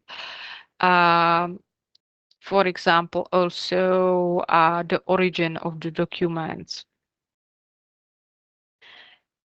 And I like also to mention that you can also use some observation in qualitative research. For example, you can focus on the behavior of people, environment features, or some situational agencies. Regarding the behavior, it's mostly about different kind of communication, like nonverbal, paraverbal, or communication. And regarding nonverbal communication, you can observe gestures, facial expression. Regarding paraverbal communication, it could be some comments regarding the richness of vocabulary, formality. All these information are possible, and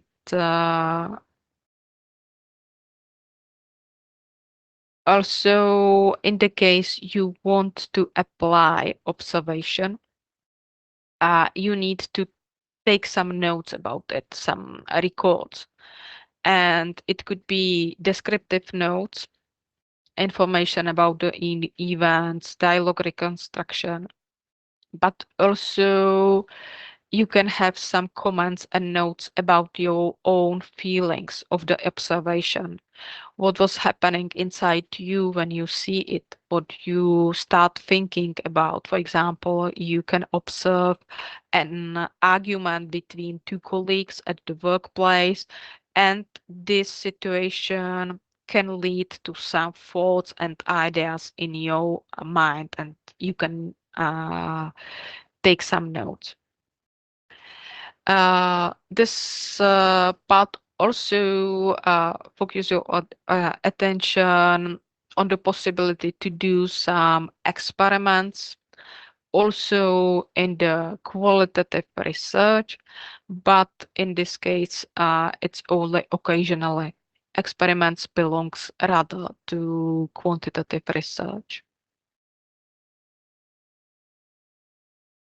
We have gain data in some ways. What is highly probable for you are interviews or group interviews. The other methods are more common in quantitative research.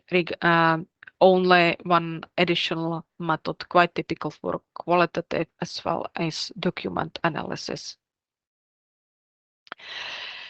How to decide which ways of data collection to use. It depends on your research questions. So you can see that your research question is really the stone on which all other steps are based on. If you want to observe what people do in public places, you use observation. If you want to explore what they do privately, you use interviews, questionnaires, or analysis of documents, in this case, diaries. If you want to explore the emotion and attitudes, you use interviews. If you want to explore some public attitudes, you use group interviews.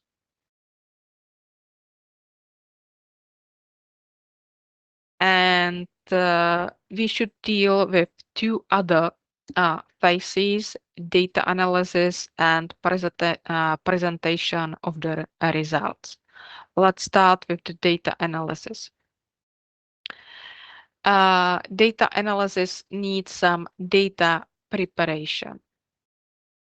First, you need to have a place where you have all your information and data.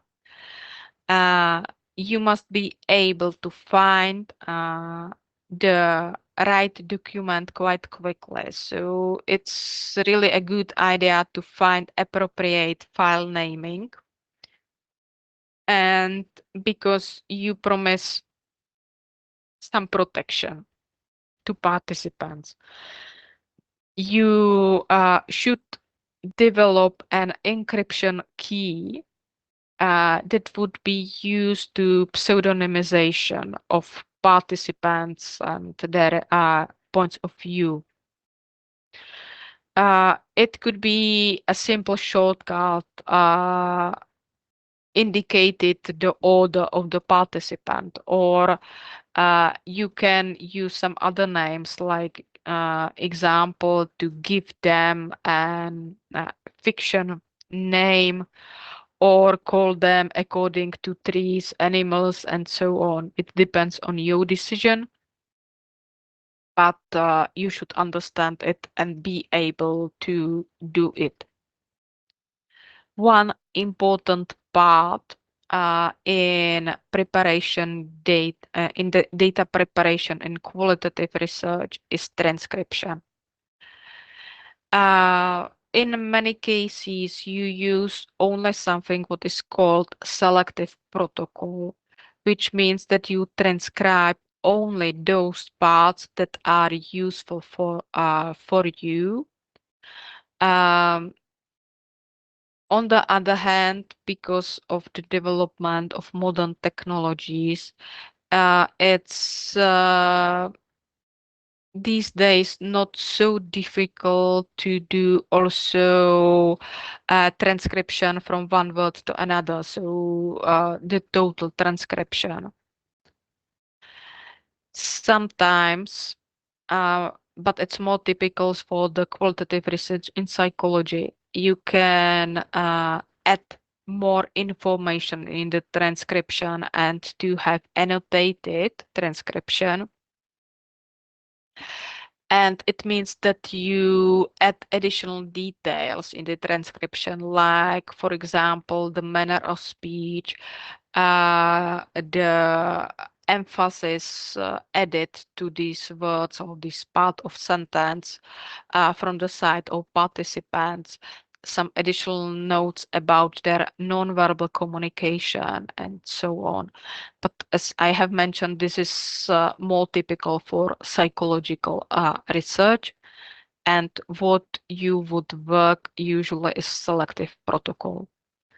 But in this case, it's usually useful to include at least 2 researchers in the transcription to compare the mutual agreement that this part is really useful for answering our research questions and that we have transcribed it correctly.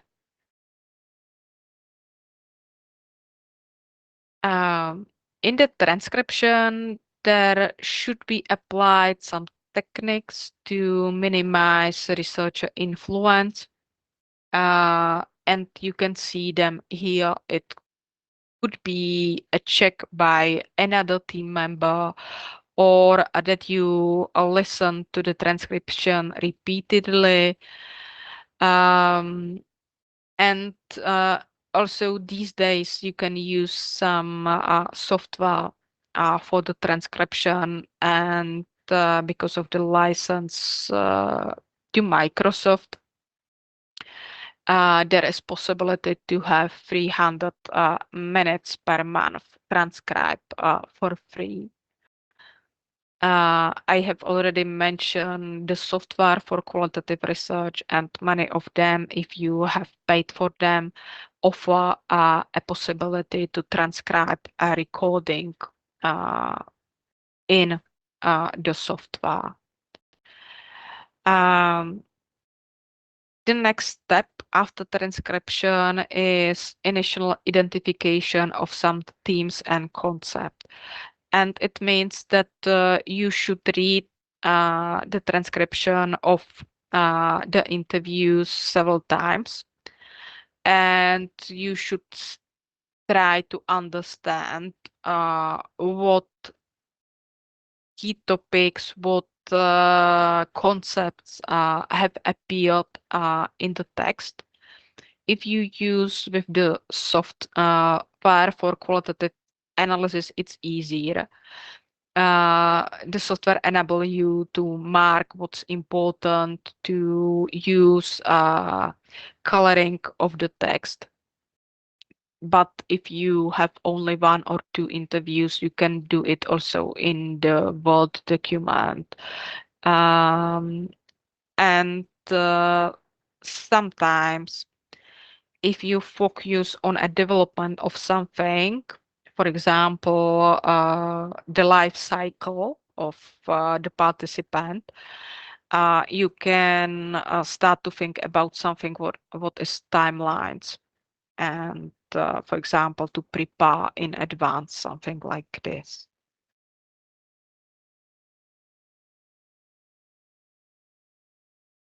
The basic procedures that are related to data analysis after the transcription and initial reading of my first transcription involves data segmentation, data coding, data categorization, identification of relation between categories, some further analysis, and then drawing conclusion and during all these steps taking notes. But because I'm again speaking for quite a long time, I suggest a short break. We don't have so much slides before us, but I think it's really necessary to take a short break before I announce the time. Do you have some questions to topics I have mentioned?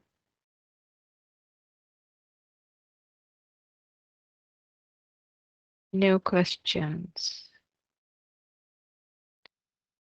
Okay, so let's take a 5-minute break. So we will continue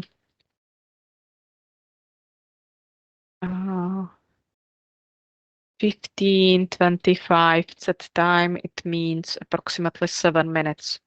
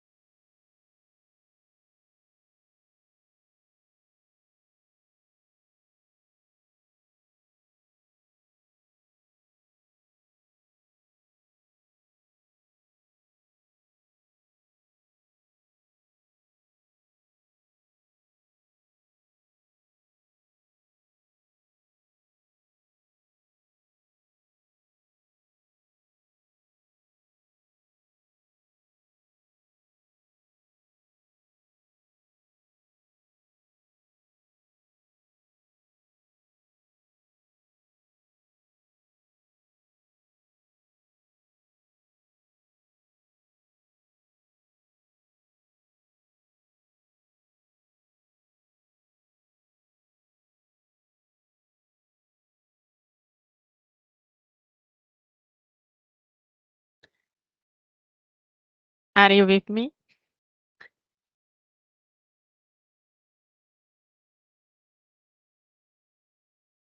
Yeah. Thank you. Thank you for confirmation that we can continue. Great, great. Okay, so let's move on. We will look first at data segmentation. Data segmentation means that in the transcript, you tried to identify such parts that have a valuable information for you, something what has a meaning in relation to your research objectives and research question. The next step is that to each segment, you will assign some codes. And codes, it's nothing more than a keyword or a symbol that tries to depict what is included in the segment. Um, there are two possibilities, deductive and inductive coding. Deductive coding means that you have had an idea what the codes could be, what could appear in your data based on previous study of literature, some theories, and so on. Inductive coding means that you don't have such pre-advanced prepared codes, and you really concentrate on the mm, answers of participants, and you try to develop the codes based on these answers. What is also possible is so-called hybrid coding, which means that you combine deductive and inductive coding together. So part of your codes was pre-developed and part of them is developed based on the replies of participants. And it's mm, it's possible to use software for the coding, and in this case, it's really a good idea.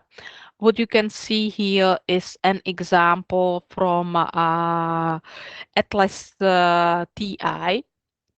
And what you can see is that there are answers to some open questions on the left, and on the right are some codes that were assigned to some parts of the answers.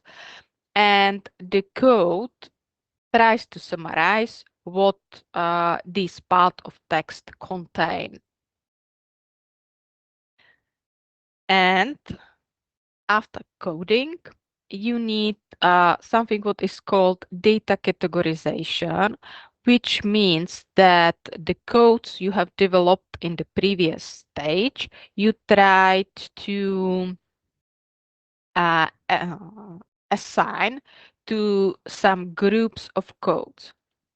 And again, what you can see here is an example from Atlas AI. This research was about some benefits related to working in co-working spaces. And what you can see here is a structure that was developed that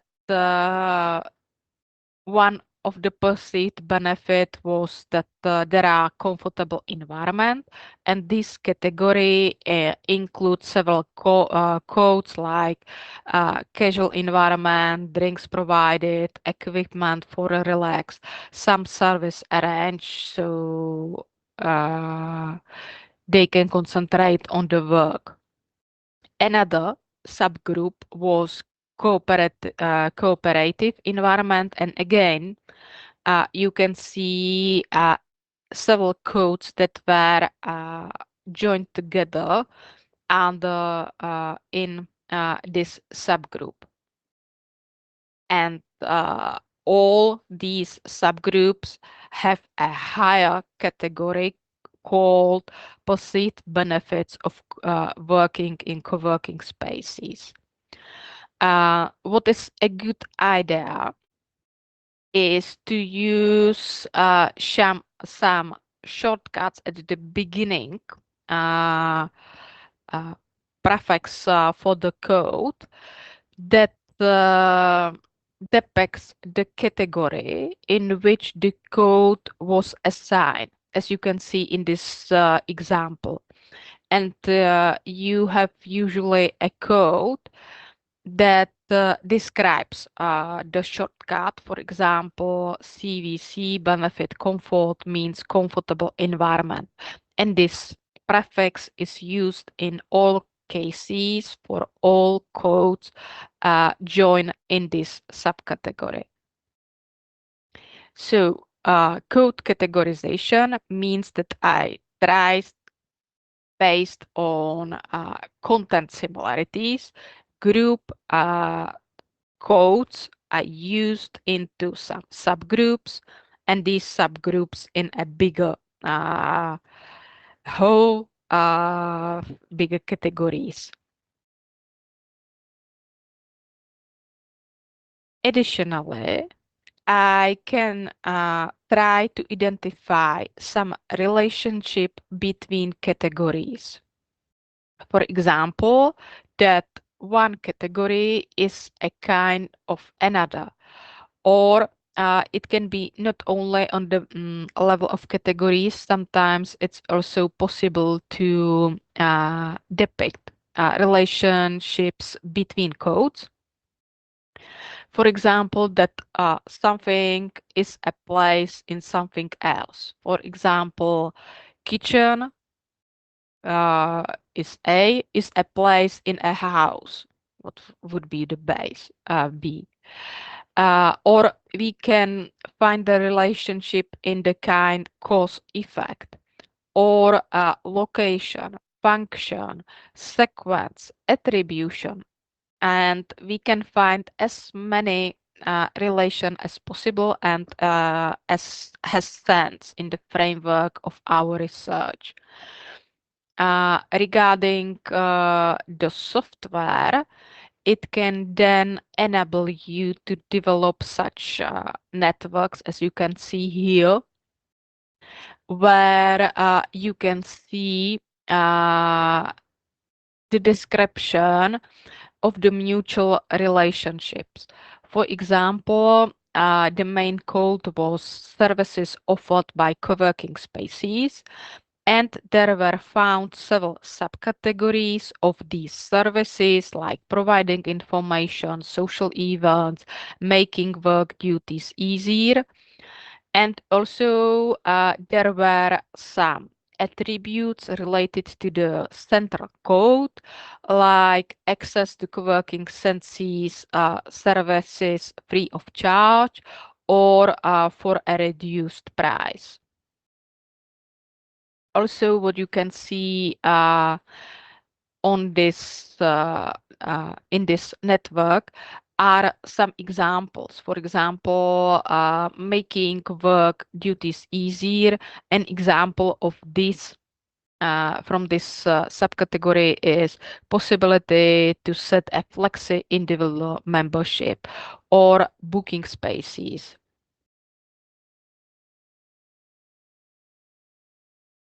So I categorize data, then I identify.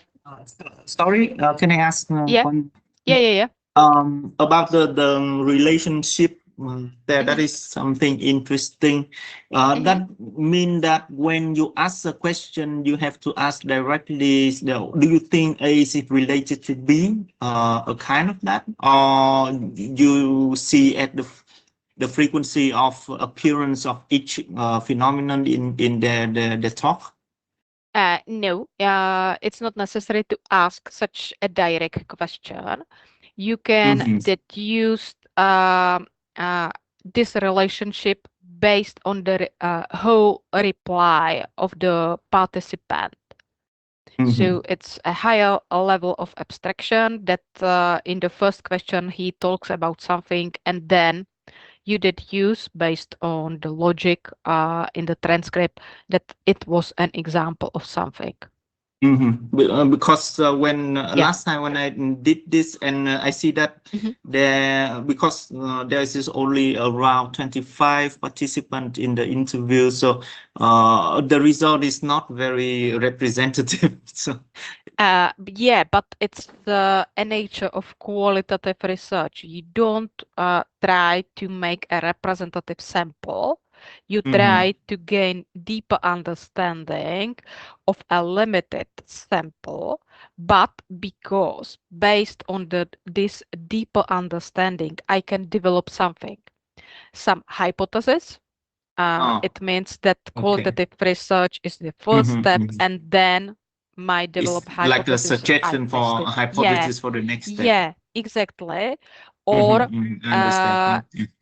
I can use it in vice versa, that I find such a relationship based on the quantitative research, but then I need to gain more information what it means in practice, in reality for the participants. This is Thank you. Yeah. Thank you for the question. Let's move on. What you can also do is some further analysis. You try to describe the specific case. You can focus on what types of codes were used in this transcript from the interview of this exact participant, what they talk most about. For example, if they focus more on some advantages or disadvantages, which codes appear together, the consistency of what she says. For example, it can happen that at the beginning they say A is bad, and at the end you have a feeling that A is not so bad, it's great. So this is about the consistency in the reply. In what way these answers were different in comparison with others, or you can focus in the analysis on some differences between cases. If there are some patterns, what cases are different from others, if there are some deviations, or for example, you can compare in this case the level of management and job position to answers. This is a frequency table. So for example, what highlighted senior managers more in comparison to operators in a manufacturing company. For example, that operators haven't talked about the fact that system collects data but itself. It means that it's probably not so important information that none of them have mentioned it. And it could help you, such analysis, to develop a hypothesis or a theory for further research. Also, you can contrast, compare similarities and differences between the answer, and you can prepare a model. And to prepare a model or a theory, it should be or could be one of the possible results of qualitative research. For example, this was a result what influence students' result and his way of preparation, that on the exam preparation, how much the student study has not only the student himself, his trace, knowledge, behavior, but also the subject, how difficult it is based on his perception. Also, his friends can influence the preparation, that, for example, they persuade the student it's a better idea to go to a pub instead of learning. And also exam term, if there is still an opportunity for rehearsal of the exam for another trial, or if it's the last attempt to do the exam. So drawing conclusion, and you should also in all these steps take some notes, because data analysis is quite time consuming, and it's quite improbable that you will be able to do all analysis at one moment. And if there is a gap, several days, several weeks between coding data, there is a high risk that you will lose some ideas that you had, that you don't remember what was the logic behind some codes or behind some relationships. That's why taking notes, it's quite useful. So please try to remember that the data analysis needs some data preparation, which means mainly preparing transcripts of the interviews or focus groups, and then you need to decide which parts are meaningful, to set some codes, some keywords to these segments, categorize the data, identify mutual relationship. Additionally, you can compare the cases and you need to make some conclusions. Regarding presentation of the results, in the qualitative research, it's really necessary to be exact in the description of methodology, to include as many details as possible, and also to describe that you have kept all ethical rules. For example, that the participants can voluntarily decide if they want to participate or not, that they have enough information about the research. Additionally, you need to deeply describe how what measures you have done to ensure data validity. So it's not about reliability, but validity. And also, if you lead interviews in another language, uh, you need to describe the translation of information, and to admit that the interviews were done in Vietnamese, but for the analysis they were translated into English, but the translation was checked by a native language speaker. So the influences of this step were minimalized or something like that. What is quite typical in the papers and theses, the result should be presented by themes, by topics, and because not all reviewers like qualitative research try to add at least some frequencies, how often the codes, the categories has appeared, because frankly speaking, many reviewers still expect some numbers. So at least some try to include at least these frequencies into your presentations. Don't forget to visualize the conclusion. They really is expected a scheme, a model,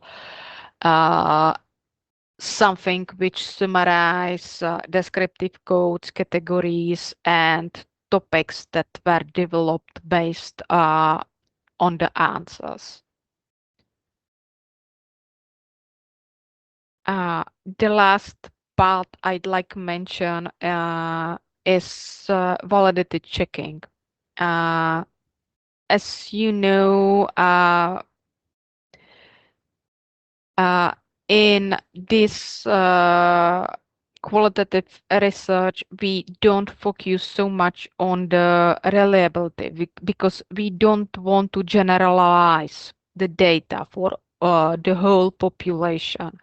The sense of qualitative research is really different, but what you need to be careful is validity.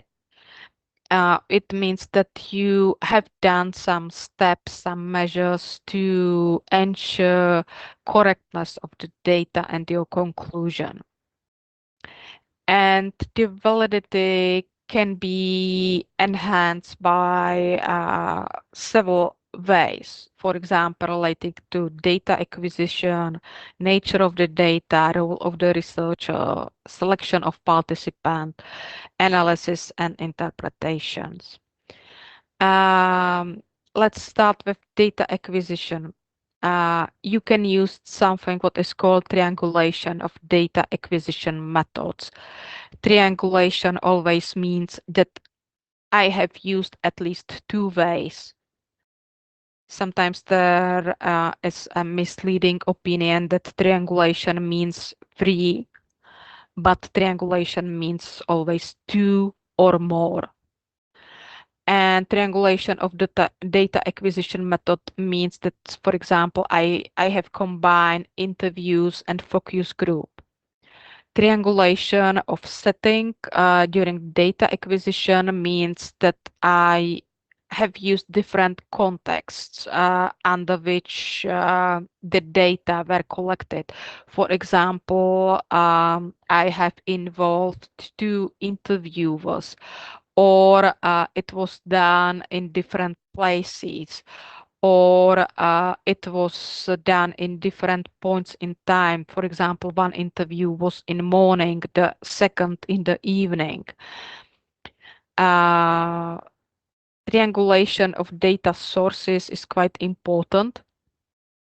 And for example, in the organization setting, it means that I collect data from managers and common employees as well, or if that I have included also HR employees, because each group has different perception of the reality. Regarding the nature of the data, I should try to achieve something what is called data saturation. Data saturation means that I should do as much interviews as my data started to repeat. In practice, it means that if I have done my last interview and nothing new has appeared in the data, I have all these codes in my databases before this interview, I should repeat this step to do one additional interview. And if this new one won't bring new information as well, so two interviews that didn't bring a new information, I can say I have achieved data saturation. So I have enough data to my answers would be valid. Also, it's possible to collect data for a longer period, or that I ask not only about some facts, but also about some additional data like motivation or feelings. Another possibilities are related to the role of researchers. I can try to spend more time in the environment. I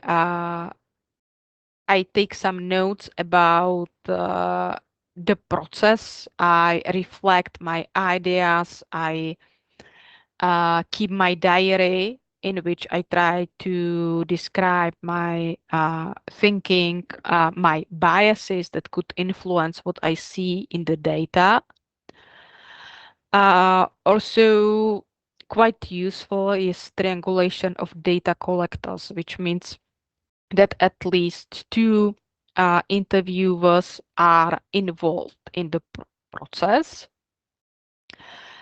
Selection of participants that I don't rely only on one participant, but I try to have at least 10 interviews with people.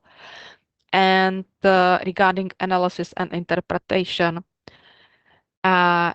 it could be about keeping a research diary to record and reflect my ideas, my thinking about my background, how it could influence what I see in the data. Quite useful could be validation by the participant, that I summarize what I see in the data and I send this summarization to the participant to confirm, yeah, this is really what I want to express. Or I can discuss my coding with another team member. In your cases, it could be to have a discussion with supervisor if they really see similar issues in the data. It's not necessary to include all validity checking that I have mentioned, but try to use as much of them as possible in your research. So I have got to the end of my presentation. We have discussed the essence of qualitative research, some its characteristic features. I have mentioned software, some research methodologies. Then we have discussed deeply phases in qualitative research. And the last point was about some validity checking and some measures that could be done in this framework. And now we have the last 5 minutes for your questions. What would you like to know more about qualitative research?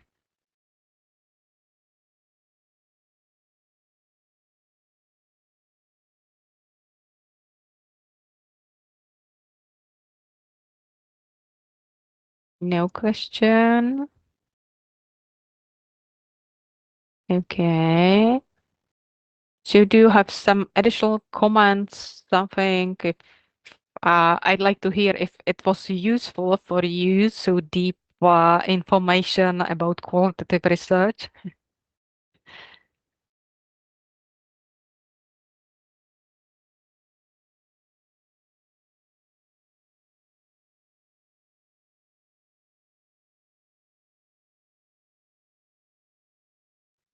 No answer.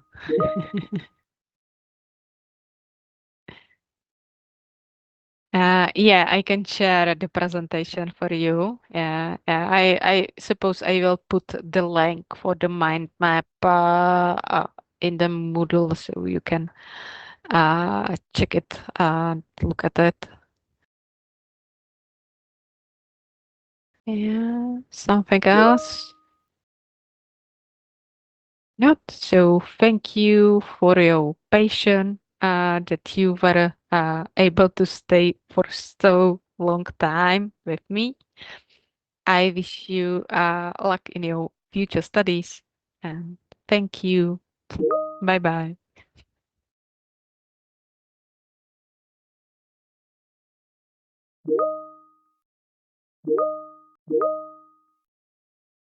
Bye bye.